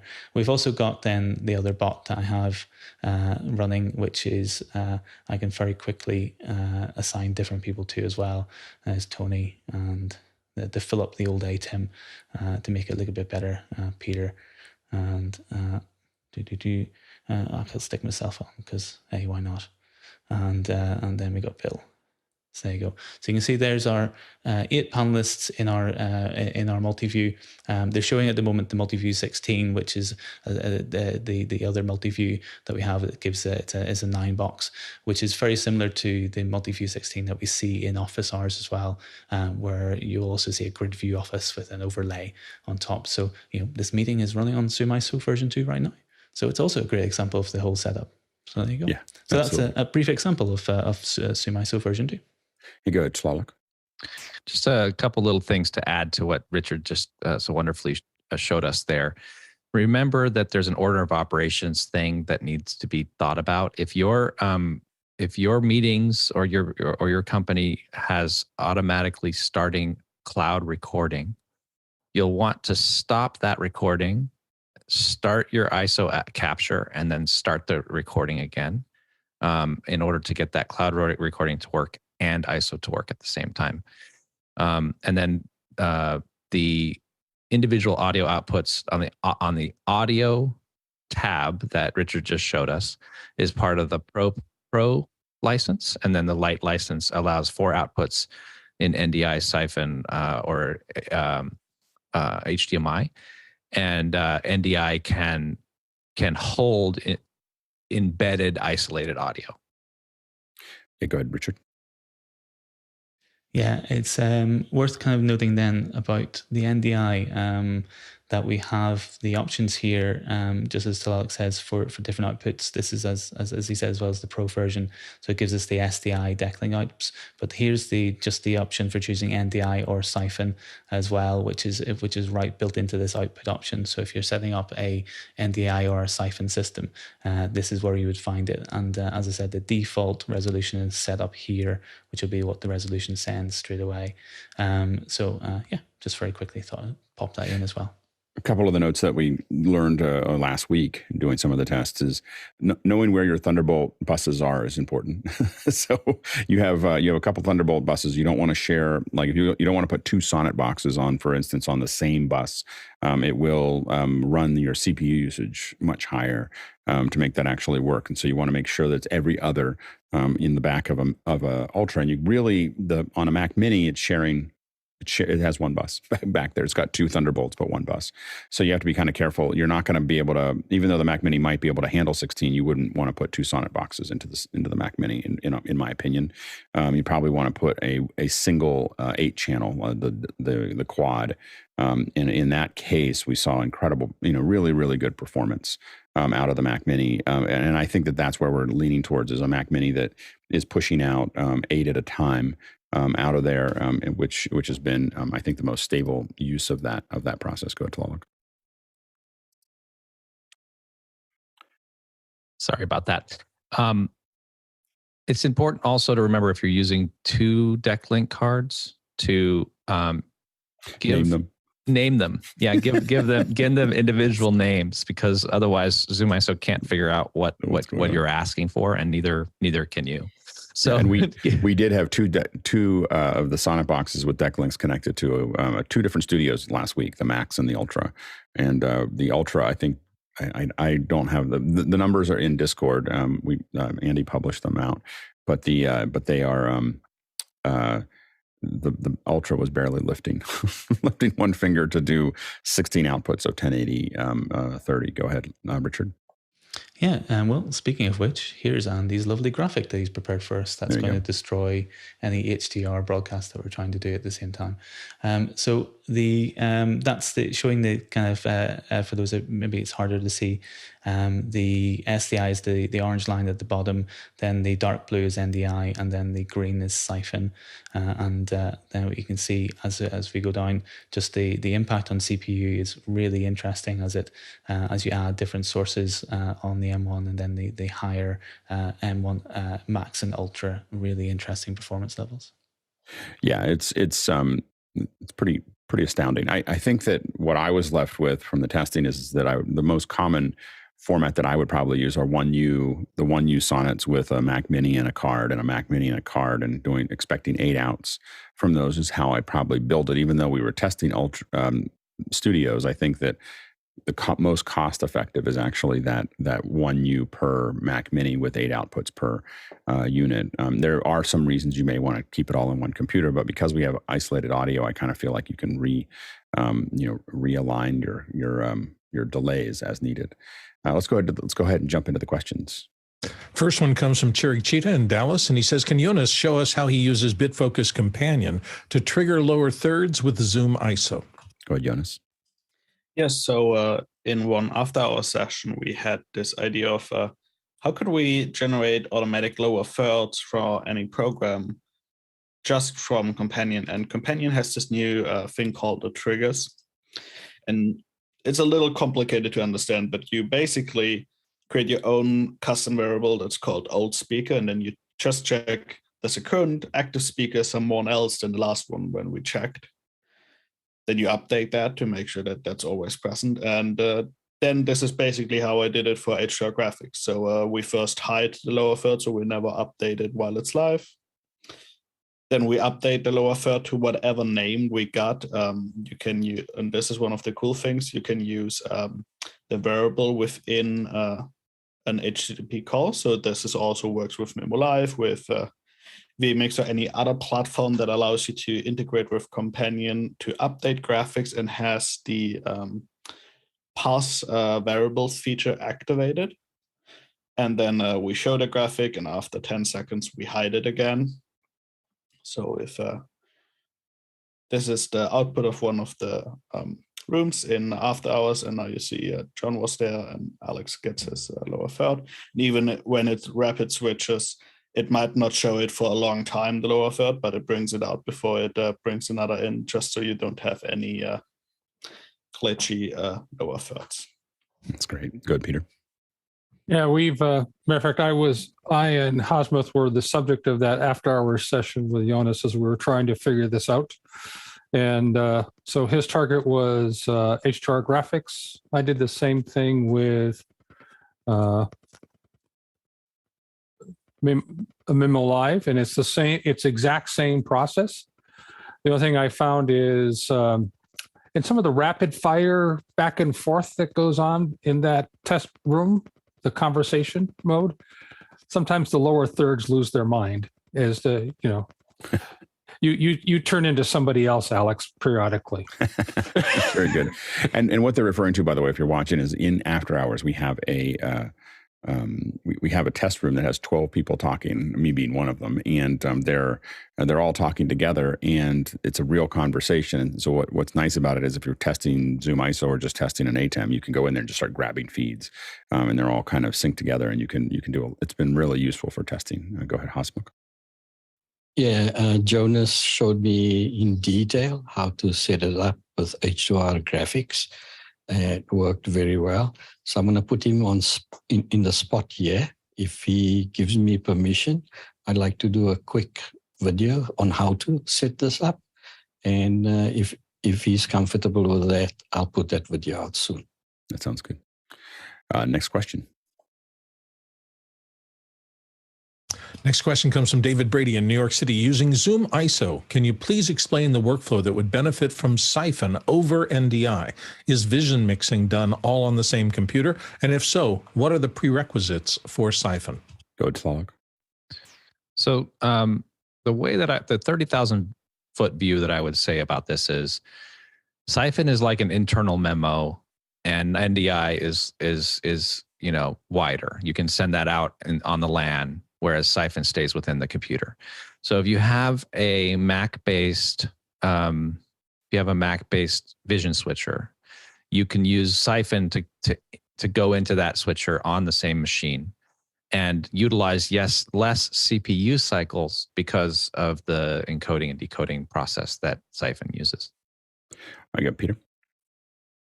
Yeah, I was going to say this comes down to are you running everything on one machine or not? And then you have to be careful of the 85% number that Andy keeps talking about, which is, so, my view is I run ZoomISO on my Mac Mini, but I send it over NDI to my other Mac to do the vision switching. If I tried to run, because I use Memo Live, if I ran Memo Live on the same Mac Mini, I'd probably run out of headroom. And I'm very careful about that. I'd rather use the approach that you talked about, Alex, which seems to me if I needed stacks of those M1 minis with the card, sending to, I'll say, a central control point for the vision switching. Right. Which is what you're doing here. Yeah, no, absolutely. And I think that it's a much more efficient, not much, marginally efficient, more efficient for the Syphon to go internally. And I'm using it with a studio. So I'm not planning to do that with more. I will test to see what happens with my CPU, but I'm not planning to go with more than 4 people. Like I'm looking at the Mac Studio Max, I have 4 people that I want to bring into a conversation. I'm going to do it inside a memo. I'm going to keep it all in one machine. I've got a couple cameras for my local connection and so on and so forth. And that's kind of the model that I'm aiming towards. I probably wouldn't try to do 8, although I might be able to, but I'm really looking at it being a very contained solution. But then I'll use Syphon to get the most out of it. Next question. Tony Mobley, Noonan, Georgia. What should non-professionals know about ZoomISO? Good, Tlaloc. I think the best way to think about this is you have the opportunity to build something beyond a Zoom meeting with this program. And so the way I would look at it is this. It is there for you as a non-professional to use. But remember, it's not going to just be something that you can intuitively understand how to do. You're going to have to work at it and test with it and play with it and understand it. And slowly but surely, those layers of understanding are going to start to build on themselves. And then you're going to say, well, wow, I can do this with it and this with it, this with it. And so have patience with yourself. Go ahead, Jonas. I think it's also important for people that don't even want to produce with it to know that it A, exists, B, you can see if it's active in the upper left in the active apps notifier. And if you suddenly hear it's being recorded in a Zoom meeting, might not actually mean it's being recorded. It might also mean that ZoomISO is exporting feeds out of it. So if a producer tells you, don't worry, it's not recorded, it is not actually recorded if you see the active app notifier. And I think that's important that you are aware of people being able to pull out feeds out of a Zoom meeting and what all these notifier means. Yeah, go, Richard. Yeah, I think last year or earlier this year, it's all one big blur nowadays. That I did a presentation on ZoomISO for a conference that we did at Accidental, and I think that's a really lovely example of how ZoomISO works very nicely for hybrid environments where we had panels in person and online, combined presentations coming in from Zoom, and just running it through a hardware switcher allowed us to cut a version for the room in an iMag style, or cut a version for online that combined the room and the Zoom guests. So there's this lovely world that Zoom can be, that there's this back end to connect different kind of layers of production together for both remote performance, remote presentation, as well as in person. Yeah, and I'm also experimenting with using it just as a service just to service out parts of Zoom to other monitors. And so you'll see right here we have a slate that has a little information for us or for the show. We have a WLM meters. We have other things that we put into our show on the panel side. And I'm looking at adding even more of those. And one of the things that I've been approaching is the idea that the panelists, if they have ZoomISO and then they have the tools, can just use those as they don't have to have that information. They can just plop it up onto monitors without having to think about where to find it. And so there's a lot of different uses for it. I would highly recommend that if anyone's doing any kind of meeting that you start playing with it, because it's going to keep progressing and it's easier to learn when it's relatively simple. so it's, and so getting into it early, that's one of the slates there. Getting into it early is really, really important. So I would start to play with it now. And we have such a huge group of people playing with it right now. It's just a great opportunity to cross-pollinate. This is the best time to learn it right now. And you have all these people that are thinking about it at the same time. There's a test system that's sitting inside of After Hours. You really want to try to get your head around it if you're doing any kind of a meeting of any size. Go ahead, Richard. And have we mentioned that it's free to download and try? So you can download it without a license and you can kind of give it a go, I think. Yeah. Just making sure we've mentioned that. Yeah, no, absolutely. Next question. David Brady in New York City says, can't remember my density question from yesterday, and Peter's response made me think twice. For an entry rig without breaking the bank, can the panels help spec an NDI workflow rig? Good, Peter. Real simple. A Mac Mini, M1 Mac Mini. Doesn't matter which one of the two you get. It works fine. Because that's what I'm doing on my desk right now. Where David was going yesterday, he was going... he was doing something that you would use for office hours, just shy of office hours yesterday. And for an entry-level NDI rig, NDI being the operative word. Yeah. Yeah, I mean, I think that if I was thinking about entry level, to me, where I'm leaning towards is and what I'm experimenting with is the idea that there's entry level, which is the studio is using Syphon, and it's using something that's built in, and I'm thinking about it for 4 people, up to 4 people, and then the next step from there though is really going to a Mac Mini. And going SDI out via a quad card into a Mini Extreme ISO SDI with MixEffect, and I think that is going to be what I'm testing right now as a small rig, and it's a pretty powerful rig, and that you can record everything in ISO. So the only reason that's the big someone asked a while ago, why did you get the Extreme? And I realized because I wanted to record it. I couldn't remember when I made the decision. I had made the decision and I moved on, and I forgot why. But being able to record them all, having an interface that you can tap on, being able to cut them all, and then with MixEffect being able to do those things, I think is an interesting model, for that. And it's relatively inexpensive to do that, but that would be a small rig. Yeah, I guess I looked at it from the standpoint of I already had a switching system that could do it, software switching and hardware switching. If you already had the switching system, yeah, absolutely. I'm trying to think of like ones that are completely self-contained that are not that are not there. But if you're doing NDI, then a PC somewhere that's going to pull that in. But I will say that the Mac Mini, I don't remember what the numbers were, but the Mac Mini when we started doing 8 outputs, it started getting to a NDI out of a Mac Mini.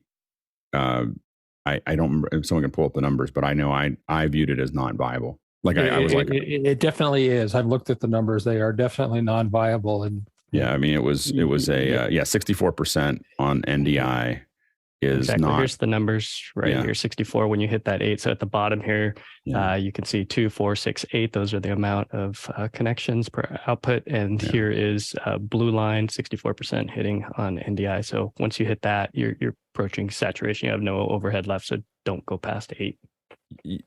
And I don't build systems that run at 60%. I don't, so the, to me, about 50% is, I consider, if I'm building a system, I want overhead. And so the thing is that I probably on NDI would not go more than six outputs, because remember, there's a bunch of things that could happen. Someone could come in with 720, it forces the 720 now, and it all has to scale. And so suddenly you get this huge surge of CPU usage. We're testing best case scenario, not, with 1080p with no scaling. But if someone comes in with an iPad, all those numbers are going to change to 720, and then it's got to run a scaling operation across all those inputs, and that's going to jump by 20-30%. Go ahead, Peter. I said, Clark, and correct me if I misspeak, but 85% utilization on the Mac in general as far as Zoom is concerned, and therefore ZoomISO will cause things to be reduced in which is what am I saying? The size, the scaling. And the issue is that I guess the issue that I have is that you're not, regardless of what the CPU usage is, you're not giving yourself headroom to get things done and for unexpected things to happen, and that's why software in general, that's why you always worry, is because you can do that. With hardware, it just says, you can't do that. In software, you can, and this is how people get themselves in trouble. Again, not treating it like an appliance and not keeping it with a lot of overhead is why software doesn't work when it doesn't. Next question. Next one comes from Sean Johnson in New York. Can someone show a finished enclosure with the Blackmagic card or cards? I'm curious how it looks when built. Go ahead, Jonas. Yeah, so I have one with probably one of the other choices of cards. It's a 4K Pro, so it doesn't actually have that many outputs, but a lot of input, and it's just this little box. You plug in power, you plug in your Thunderbolt. It has a really nice locking Thunderbolt, which is nice, and that's the whole thing. Go, Jason. This is the Duo 2 with what is it? The OWC Helios 3. I believe they're a little bit less expensive. They come apart very quickly and easily, and there's the card. Simple as that. And I was going to open this row. Oh, I don't have any. Never mind. All right. Next question. Douglas Carmichael's up next, and Douglas says, with ZoomISO and the performance available in the M1 Mini, are Beelinks now obsolete? Go ahead, Jonas. No, not at all. Because the Mac Minis are missing one important detail. They don't run Linux and they don't run Windows. And a lot of control applications still require one of those. Go ahead, Tlaloc. Yeah, just remember there's many, many more things in the world than ZoomISO being done on computers. So these are not obsolete. Next question. Next one comes to us from Morgan Price in Victoria, British Columbia, Canada. Could ZoomISO 2.0 be a replacement for podcast recording apps like Riverside FM or Squadcast.fm? What are the pros and cons? Go ahead, Jonas. It could be one replacement. One of the cons or the pros of Riverside FM is that you also have local recording. One of the pros is that ZoomISO lives in the Zoom ecosystem. One of the things you really need to keep in mind when building workflows like this, we always like to test with the extreme, which for ZoomISO isn't extreme. So if you test with a lot of 1080p inputs and you're like, okay, I have my 4 inputs, 1080p, it's a little closer to wherever I want to be with my CPU. And then people with 180 join in. And now suddenly the ZoomISO needs to upconvert it. That's a way heavier load than not upconverting it. So also test your systems with the lower resolution participants for that. And then you would still need to add a recording device to ZoomISO. If you, for example, used in an ATEM Mini Extreme SDI, you would still have the issue that the audio files and the video files that are the ISO files are not being combined, and all the video ISO files have a program audio. And by the way, this is the image I was trying to get up there. This is like asked for. This is from Friday. This was the very ugly test of this of wiring it in. But that's 16. That's 2 Sonnet boxes coming out of an Ultra, and those are plugged into this is a 4ME, an older 4ME switch, Blackmagic switcher, and worked perfectly, except for the order is very confusing. It still is, that of those cards, it doesn't make it seem like there's no rhyme or reason to them. I'm sure there is. It's every other. I know that, but it just see when you're plugging them in, this is nuts. Why don't they just go 1 through 8? All right, next question. Next one comes to us from Mike Edwards in Brooklyn, New York. Is it possible to have one ZoomISO instance control another instance using Companion? Go ahead, Tlaloc. Well, depending on what you want to do, you could go a couple ways here. You could just have 2 connections to ZoomISO on Companion pointing at the individual IP addresses, so that Companion can then control both of those units. But if it's outside of the WAN, out of the LAN, then you have to start thinking about it in a different way and have control moving across. And so that gets to be a little bit more complicated, but all of the things that Zoom OSC can do, ZoomISO can do, and so there is some remote control available in that regard. Go ahead, Jonas. Yeah, so you cannot sync them right now because the ZoomISO module within Companion is missing some feedbacks that would allow you to sync it. So, for example, it doesn't have a feedback on what is pinned on output 1. Otherwise, you could use triggers to pull that feedback in and send it to the second machine and sync it that way. Like Tlaloc said, what you could do is you could press a button that then pins it to both machines. In theory, you could even do some stuff where you use the remote OSC control of Zoom OSC that is built into ZoomISO to tell a ZoomISO that's on the other side of the world through Zoom to pin someone. That's also a possibility. Next question. Scott Mueller in Germantown, New York says, is there any way to get rid of the orange dot in the corner of my ZoomISO outputs that are coming to my ATEM via DisplayLink HDMI outs? Go to Tlaloc. So at this point, the best way to do that is to scale in your switcher a small amount up, and then essentially cover up that yellow dot, orange dot.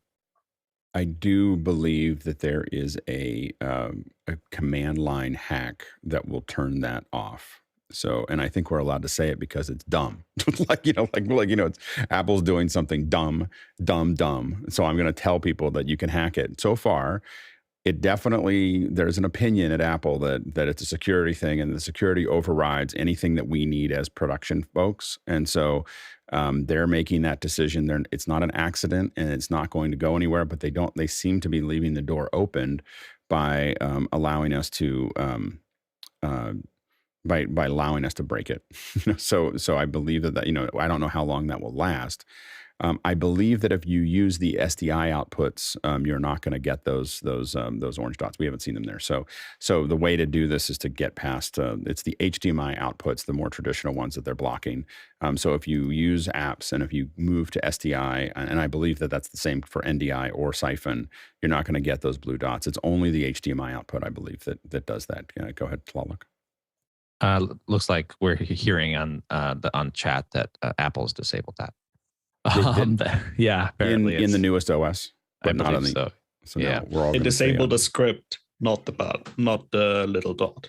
Right, can't remove the little. But that's only the newest. Sorry OS, for not right? being clear. Sorry for not. Is that the newest OS though? Right. That's what it looks like. Yeah, but I also wanted to say that outputting NDI, outputting SDI, and outputting Syphon do not have that. Yeah, so you just have to move your pipeline past HDMI outputs, to get rid of that. I would, and that's probably where I would go with it. HDMI is a consumer output. So go ahead, Peter. I was going to say the orange dot actually means the mic is active. The green dot means the video is active, but they've disabled both of them in Ventura. Okay. This is why I don't upgrade very, very quickly. I kind of want to see how things settle. So, but yeah, and I've moved past. I mean, I don't really look at the HDMI now at this point as a valid output. For what I'm doing. I'm kind of moving past that. Just I'm going to be building tools around something other than that. Now that we have access to that, it's going to be a lot more efficient as well. The one little thing is that the frame rate and color look better coming out of the SDI than the HDMI as well. Go ahead, Grant. Yeah, one thing to think of with that is that, as Peter said, it's about the microphone input and the camera input. You can think about particularly ZoomISO as a receive only, that you have no intention of actually sending signal back into it. And therefore, if you don't have that enabled, and you can even disable it within the Mac software, then those dots won't be on because you're not actually sending any signal. And arguably, that's a good way to run. Have another system that you're using to send signal in, and have ZoomISO set up as only receive. Next question. Next one comes to us from Andre Dale in Berlin. Is the latest ISO version that production ready that I can quickly grab a new Mac, Sonnet and/or Decklink and ISO Pro, set up some StreamDeck buttons, and off I go? Some important things to note and watch out for before using in production? Go ahead, Richard. Yes, it is definitely production ready. I mean, we're using it right now for this show. We use it for IBC. We use, lots of people are using it. There's different bugs that might occur that are being fixed, and one of those is the black frame flicker that has been mentioned, which I believe the fix is coming for in the next update. But it is like any other professional program. It takes a little bit of time to get used to and work out just some of the little workflow things that you need to be aware of. So as Tlaloc mentioned, there's a specific workflow that really helps. But there's some little things like NDI features and Syphon features that you need to get used to. But it is a really strong, really robust, much more robust than version 1 product, and it has so many more options. It's really exciting. Go ahead, Jonas. I would say not fully yet. It is, as soon as it's set up, it works, but there's some issues that we are seeing with just the reporting being off. And there's a lot of settings on the Zoom end that you need to be sure that you have it, from like automatic recording being disabled and someone being or enabled and someone being there to disable it, being able to local record, having local record active, all of these things. Like, that's all things that you need to clear with your client before, or if you use your own Zoom, need to set it up there. And then also, like with the StreamDeck, there's the different modules. You need to decide which one you want to use, check that it gives the results that you want, and make sure that it works. And then, like I said, also make sure that you not only test ZoomISO with a 1080p 30 inputs, maybe also test it with a phone coming and see how rotation of the phone affects it. see how your production pipeline gets to work with that, and also see if there's any higher usage from a phone at, let's say, 180 at 15 FPS, wrongly turned, come in. Will that completely ruin your experience because it gets you too high up on the CPU? That's all things that I would test. And I don't think there's still a lot of configuration, and especially on the decklinks are sometimes really, really complicated to configure, just because every single one having different options and the channels being different from the connectors and all that. Yeah, I think that I found it to be pretty easy to set up. So, so I think that I think that Jonas is correct that there is some setup to do. You have to get all the stuff cleared. So it's not as easy as just grab a couple things and turn them on. But I would say once all that's put together, we switched over. I had a project for 30,000 people, and we switched from the vanilla Zoom to ZoomISO in 15 minutes because there was a behavior that the vanilla Zoom was exhibiting that I felt would be, I'd rather have ZoomISO crash or give me a black frame than have it go back, and constantly show my interface, which is what it was doing on low bandwidth. So we had an A-level celebrity coming in for 30,000 people, and we made the switch in 15 minutes, and it was, and it worked perfectly. So I would say in my world, that's production ready, is to be able to turn that over quickly and have it, and now fortunately I'd spent, a lot of time with Andy.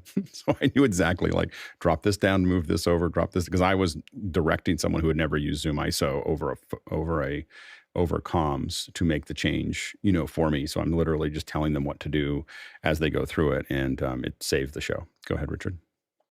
Yeah, one of the Jonas is exactly right that there's certain things on the Zoom end that are particularly you need to be aware of to transition, and ZoomISO has a lovely user guide that helps you through a lot of that. One of the things that Andy mentioned recently was the breakout rooms, and Talalok can and Jonas can correct me if this is incorrect, but you to make it work properly in breakout rooms for high bandwidth mode, which is the ability now to get up to 8 people and more. At a really high quality, you need to ask Zoom to move you over to breakout 100. So you need to request BO 100 from them to allow it to work in breakout rooms.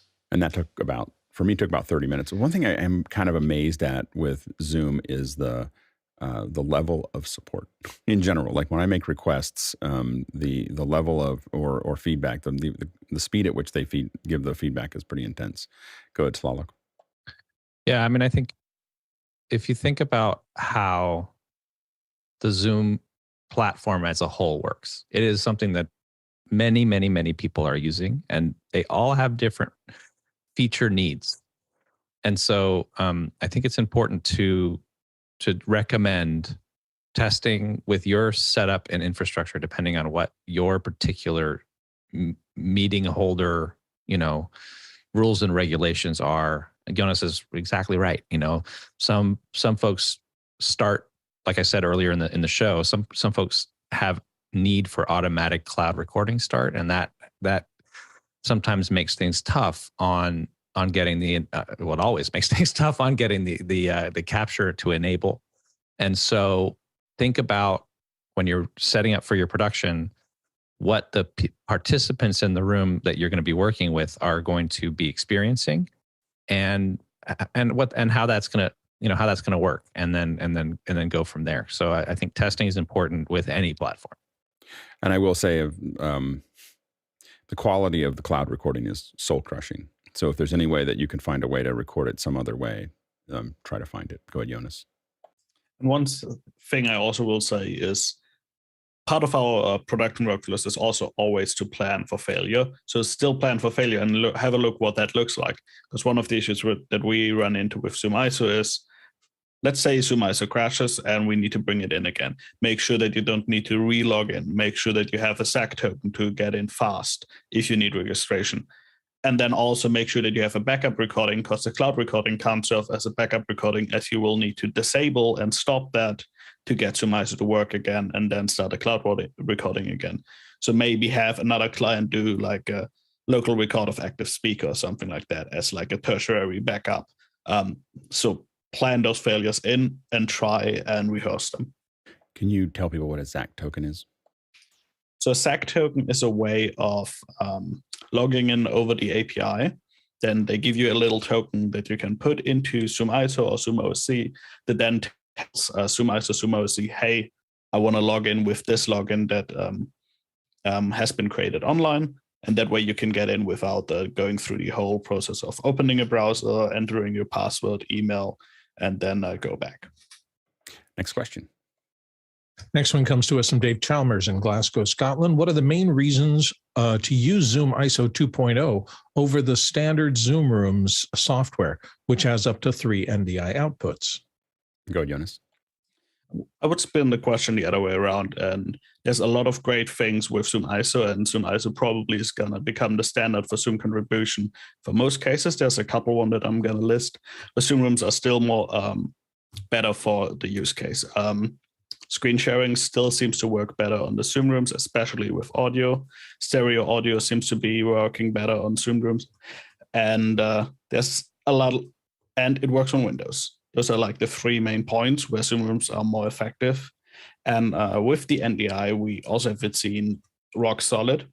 And we just don't use the latest version. Always be a little behind, and then you'll be fine with Zoom Rooms.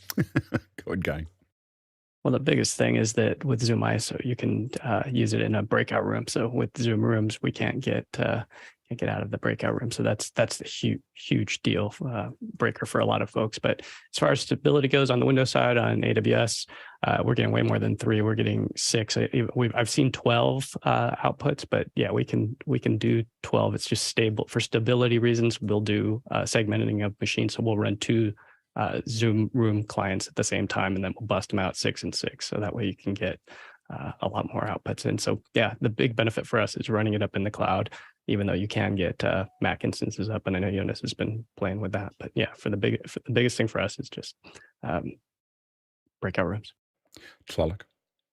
I think there's a big difference, and that is the combining of the Zoom OSC world. You know, the fact that on this show, for example, we utilize the information coming in and the commands going out to ZoomISO in a very robust way. And so having those handles of information and data going back and forth, I think it's not necessarily a thing that makes it better than Zoom Rooms. It is just something that makes a particular workflow work better because you can utilize that information to do stuff. Go, Peter. Yeah, I just kind of start off with what Jonas was saying, and turn the question around, because there are use cases where Zoom Rooms are the absolute perfect thing to lay up. And we've set them up at camps and things like that where we just wanted to have, frankly, a 14-year-old operate it, and we didn't want to give him the full computer. We gave him the touchpad to activate the Zoom Room, and he was done with it. And so there are use cases for that. Right. So, you have a use cases in production, but you also have use cases in, I'll say, business or outside of production. Next question. Next one comes from Goran Koje in Slovenia. I probably got your name wrong, and I'm sorry.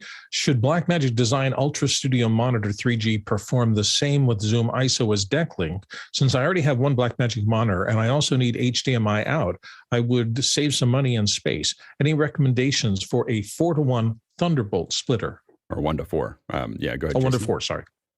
I can answer the Thunderbolt part of it. Just so you know, Thunderbolt cannot be split. It needs a hub protocol because of the voltage that it needs, and it needs Thunderbolt 4 specifically, which is Big Sur and later. The OWC TB4 Hub 5P is the best and only one that I've personally used, and I'll leave the rest to the rest of the answers. Go ahead, Jonas. From an SDK perspective, the UltraStudios look the same than the Decklink do. They just might have a lower channel count. So that's what you look out for. And then if you use 4, make sure to rename them to make sure that ZoomISO can actually decipher between them, and then it will work. Go to Tlaloc. And the other side of that is the licensing. So you'll want to use the ISO Pro license for that because it's using that same Blackmagic's SDK, and that's what opens up access to that. Go ahead, Peter. I just tagging on to what Jonas said. I don't know of a machine where you, except maybe the studio, where you could, well, even then you couldn't safely plug in 4 of these on 4 TB4 adapters and get it to work sanely, because I don't think those splitters from OWC will actually Well, they're work not as going to well. they're not going to make chains. They're not going to make bandwidth. So yeah, if you're going to have a problem with that, you're going to have a problem with it. With that, yeah, exactly. Next question. Next one comes from Guy Cochran in Seattle. What if you wanted to run a show in the cloud? Jonas? You either use Zoom Rooms or you spend a lot of time trying to get ZoomISO to run on a Mac Mini M1 instance in AWS. Little confusing. The AWS Mac 2 instances are the Mac Mini M1s. The Mac 1 instances are the Intel Macs. That's one thing to know. And also, they take a long time for everything that you do. And since they're dedicated hosts, and there's some requirements with it from Apple that macOS only can be rented out for a day at a time, you also need to always budget for at least 24 hours of that dedicated host being active, and you can only run one instance per dedicated host. But other than that, we have people using it in production right now with NDI out to vMix. One of the really important things with running it in the cloud, and one of the drawbacks of OSC and how ZoomISO communicates with Companion, is it's hard to get it to make it work over VPN, especially the back protocol. So what we mostly do is we put Companion on the ZoomISO machine as well, and then either remotely connect to that or use one of the fabrics that we have and get OSC translated into WebSockets and back, just so we have a protocol that is good at transversing the WAN and then getting back. That's the main things that you need to look out in the cloud. Next question. Next one comes from Hasma Kajar in Cape Town, South Africa. Simple setup. ATEM Extreme ISO MixPre 6. Great to grab ISO videos and feed super sources with MixEffect. When and why do I need ISO audio? Also, have Loopback and Plugables. He has Loopback and Plugables to achieve 4 video screens. Go ahead, Hasma. Yeah, I'm busy scaling my medical event because thus far I had to have the talent in my office studio. Now I can do it remotely or bring in speakers remotely. So we're connecting the academic hospitals with the non-academic hospitals. So Mickey and Brian Chand in After Hours helped me out a little bit. I got the hang of the video side of ZoomISO, but I'm but understanding the isolated audio. So my question was really, in that simple setup, why do I need isolated audios? I think I know the answer, but I'm hoping I can hear more diverse views. Go ahead, Slavik. Well, I think my understanding is that you're doing some recording in order to then make videos out of what you're getting. Is that correct, or did I misunderstand you? No, this is for live production. It's for live production. Yeah. So what you can get from isolated audio is the ability to mix your participants and get a mix of the show and have not stop essentially relying on just the mic check ahead of the show. And you could also be in control of mute, right? You can mute your folks and let them stay unmuted the entire time, and then you can unmute them when you want them to talk, and it can clean the show up in a big way. And go, Jonas. One really cool thing with the MixPre 6 is it should have 4 USB inputs. So on your Mac, you should be able to address 4 different channels on your MixPre 6. That way, using the advanced audio tab within ZoomISO, you should be able to send those 4 outputs into the MixPre 6 and then use all the features that the MixPre 6 has. You basically have 4 channels that then are your Zoom participants. You can do a limiter, the volume adjustment, all of those things. You might even be able to use the Mix Assist to clean stuff up there. That might be a great workflow for you. And sync. Sync is, audio AV sync is going to be something that, we're really excited about as we get everything set up here in this show. Right now, you're watching kind of an average of our sync, and it's not, and what we're going to be able to do in the very soon is be able to resync every single person to their video, which at first will be manual and then eventually be automatic. And it'll allow us to sync everybody as we do mic checks, and it's It's going to take that one step up from what we're used to. Sync is a minor thing, but it's something we're used to looking at bad sync in Zoom, and everywhere else that's online conferencing, and we're looking at the end of that soon. Next question. Gordon Lake in Los Angeles up next. For a ZoomISO system, is there anyone selling the one rack unit Xmac Mini server with the Mac Mini M1 and a Decklink Quad 2 card as a bundle? Good guy. Yeah, DVStar is probably the only one crazy enough to do this at this moment in time. So we're looking at building them out. We're waiting for the dust to settle, so to speak. I want to make it so that we include the mini DIN to SDI female or male cables. I'm trying to add a little bit of value so that buying it through us, you get something in addition to what you would just from buying it and piecemealing it yourself. So still letting the dust settle, trying to figure out, is it SE1? Is it going to be 3? Like what are people really going to go for in quantity? Because I don't want to go too crazy and make like 10 different models. I just want to stick to 3. So I've got a spreadsheet that I've been building out and trying to figure out which is the best for everybody. Yeah, to me, I would just build the 1U, and then I would have I would just do if I was selling something, I would just sell the 1U with a Mac the Mac Mini 8 gig, because you don't need the 16 gigs, and then let you choose whether you want a quad or a duo. Like that's like I would keep it the SKU super simple. Do you want 4 outputs or do you want 8 outputs? And then that's it. I don't know if because while I'm using the SE1s for cost, I don't think I would sell that. It's not really a unit. It's kind of a bundle, but it's weird. I admit. It's just a weird form factor. Go ahead, Grant. That enclosure here in Australia is $2,200 just for the just for the enclosure without any cards. I'm wondering if DV Store ships internationally. Yeah. Is there I think there actually is international restrictions.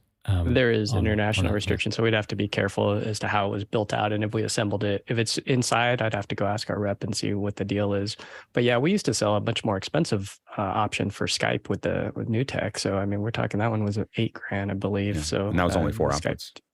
Yeah, so that's why I think for broadcasters there is a market. It's just how big is that market and how deep do I want to go into experimenting and bundling and marketing and all of that. And I think that this market's going to keep growing. So I'd be having something right now that people can get into that's cost effective. I think makes sense. Having something. I mean, I think that there is going to be bigger solutions that probably come down that are aimed at broadcasters. We're kind of hacking it all together right now. The main thing is that it is a great little solution that's relatively cost effective that you can have working at the moment. And I think a lot of people will be happy with it. I owned six of those four Skype units, or 5 of them. Those were a nightmare.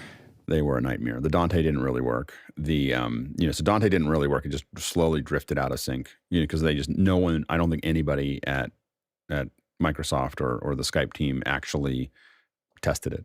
Like, they just never tested Dante. They expected you to do embedded out of SDI, and if you did anything other than that, you were in trouble. Remember, everybody was isolated from each other, so you had to cross point them in your production system. It was just, I mean, I paid them off. I did lots of productions with them, so they were valuable at the time. But what we can do with a Mac Mini and a 1U and a card now is dramatically better than what can be done with the Skype TX. Next question. Andy Kokendorfer, VR Florida, up next. Any idea when Zoom recording permissions will be disconnected from ZoomISO? For example, using ZoomISO on a Zoom meeting where the host does not have a local recording permission. Thanks. Go ahead, Jonas. No internal information at all. All I can tell you is have a look at how embedded ZoomISO is and how many cool features it allows us to do while being integrated into the Zoom platform. I think Zoom platform-wide changes, like changing permission structure globally, will let us wait a little bit till that is being something that is rolled out. Yeah, recording without permission is all kinds of security issues. So, that's the big issue, is that a lot of people would not be happy about that. Next question. Chris Widener, Lafayette, Indiana. If you use Syphon with ZoomISO, what is the recommended way to capture ISO audio? Go ahead, Tlaloc. So what you need to do is give ZoomISO a device to look at with multiple channels on it. And so there's a couple different ways to do that. You could use Dante Virtual Sound Card, which would give you a bunch of outputs. You could make an aggregate device in the audio MIDI setup of the Mac. Or you could use something like Loopback from Rogue Amoeba to have a really good visual view of what you're doing and make a multiple output channel there. But you need to give a ZoomISO a audio device with multiple channels so that you can then route individual people to those outputs and send the audio along and use it in the way you need it. Next question. Guy Cochran, Seattle, Washington. Can you get more than 8 outputs with a basic Mac Mini M1? Go ahead, Tlaloc.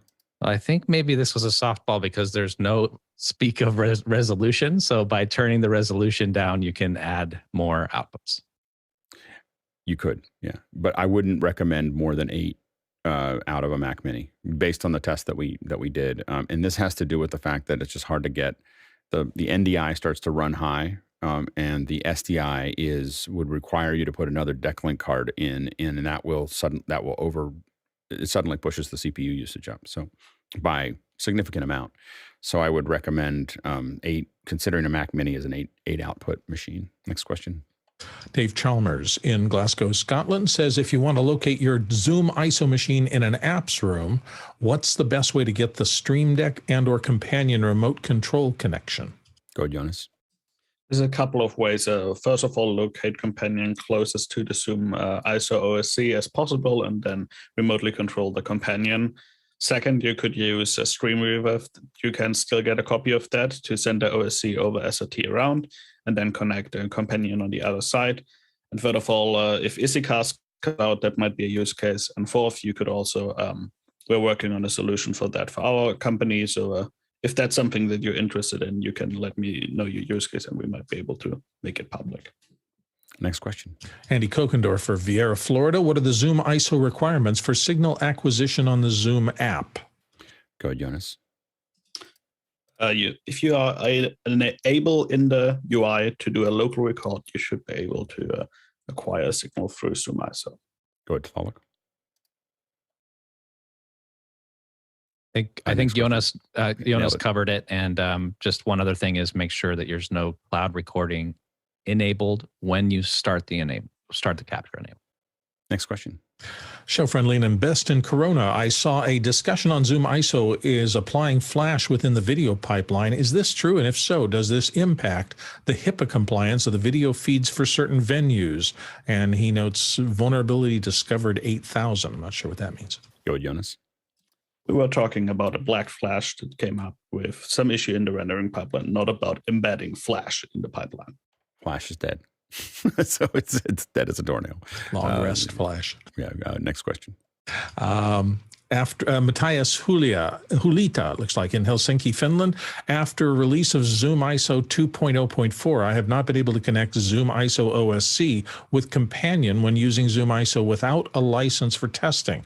Am I using the wrong Companion connection, or is this disabled without an active ZoomISO Pro license? Go ahead, Jonas. I would say double check the ports for transmission and make sure that you're able to receive commands from ZoomISO to Companion. Companion sometimes is a little weird in how it saves the ports, and it could be a different port now than when you last tested it, or ZoomISO could have been changed to a new transmission port. And on the other side, test if you, with a generic OSC, if you're still able to control ZoomISO but not Companion that way. Yeah, go ahead, Tlaloc. So there's an important part of feedback into the Companion module, and that is the list function on ZoomOSC, and that is a ZoomOSC Pro function. And so the way the licensing is built is that we open up the list command on ISO Lite, and then all the rest of the commands on ISO Pro. and I don't believe that it's open on the free version. So that may be why you're running into that problem. Go ahead, Peter. Well, I know last night we had after hours, we had a conversation around a similar problem. And back to Jonas's point, make sure the port numbers are different between whether you're talking to ZoomISO or Zoom OSC. It's typically 9090 and 1234, but maybe make the other one 9091 and 1235, and that'll keep them straight. Next question. Douglas Carmichael, do you think the intelligent director will negatively affect the market for Zoom ISO and or OSC and services from people like us? I don't know what intelligent director is, so probably not immediately. But yeah. Anyway, do we? I guess no one's raised their hand, so I think it's like Active Speaker Plus, and it has been announced and de-announced a couple of times and renamed a couple of times. So I think it's not super clear to understand what it is, but it seems like it's more meant for like a conference room where you have 6 people around the table and then making sure that you cut to the right person. But it's a Zoom product. It's a Zoom product thing that is. I don't think we have seen it yet, but it's sounds like an advanced version of the multiple camera framing of a Zoom room. Got it. Okay. Next question. Andy Kokendorfer back from Vieira, Florida, will Zoom Intelligent Director work with Zoom ISO? Zoom ID allows for auto speaker selects in a Zoom room, conference room. I guess we'll see since it's not out yet. Next question. Paul Wallace in Austin, Texas. What is the very best Zoom ISO video or videos? Will office hours make one? Go ahead, Hosma. Andy posted in Discord what he called a very comprehensive video. You'll just have to learn Japanese. Exactly. Small task. There's subtitles there. Go ahead, Jonas. Ryan Summerfield did a great video on the basic setup, and everyone should just watch that video, and I'll put it into the chat. Yeah, we're letting it Zoom ISO settle, and then I'm pretty focused on doing some videos. But I'm just letting. I think that there's enough moving parts right now, and it's pre-Zoomtopia, so I think it makes sense to just wait until we see exactly where it sits for a little while before we start pouring concrete on it. So anyway, there we go. What a great 2 hours. that was a fantastic 2 hours. Incredible, incredible panel. Just really thanks to everyone who joined us here to be part of this conversation. Incredible questions in the first hour and the second hour. So the great job by the producers, really keeping us on point there. So just really great 2 hours. And then, of course, thanks to the team on the back end, making all of this happen, trying to keep up with all of us asking for this and that. And then we want a 2-up, and then we need the second hour demo, and we need all these other things, and they're just rocking with it. So anyway, just really well done. Quick reminder that we've got a couple announcements. StreamDeck Pro Deep Dive with David Paskins tomorrow. Foley with Greg Kurta is on Wednesday, and David Fine as well. Fun.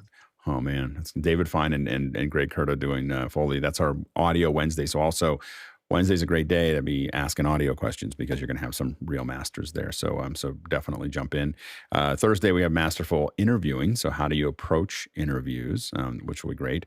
Friday is ruthless review of our video and lighting. So we did audio last week, and of course we have a ruthless redo of PowerPoint and probably Keynote there as well on Saturday for the education hour. So we've got a lot of good stuff coming up. So stay tuned for that. And now we're going to jump into after hours. Holy smokes, that guy did Foley for Back to the Future. Oh, yeah. We didn't get a claw-lock traversal, so I didn't put it in. That's if people are asking why, what happened. I feel like we covered a lot of miles today. I think it was officially gazillion miles. Gazillion miles. And you get 1K, and you get 1K. You get 1K. Here it is. Oh, no, we kept it pretty efficient. 88,148. 88 miles an hour. Yeah, or 141,000 kilometers. So, got it platinum, but not 1K.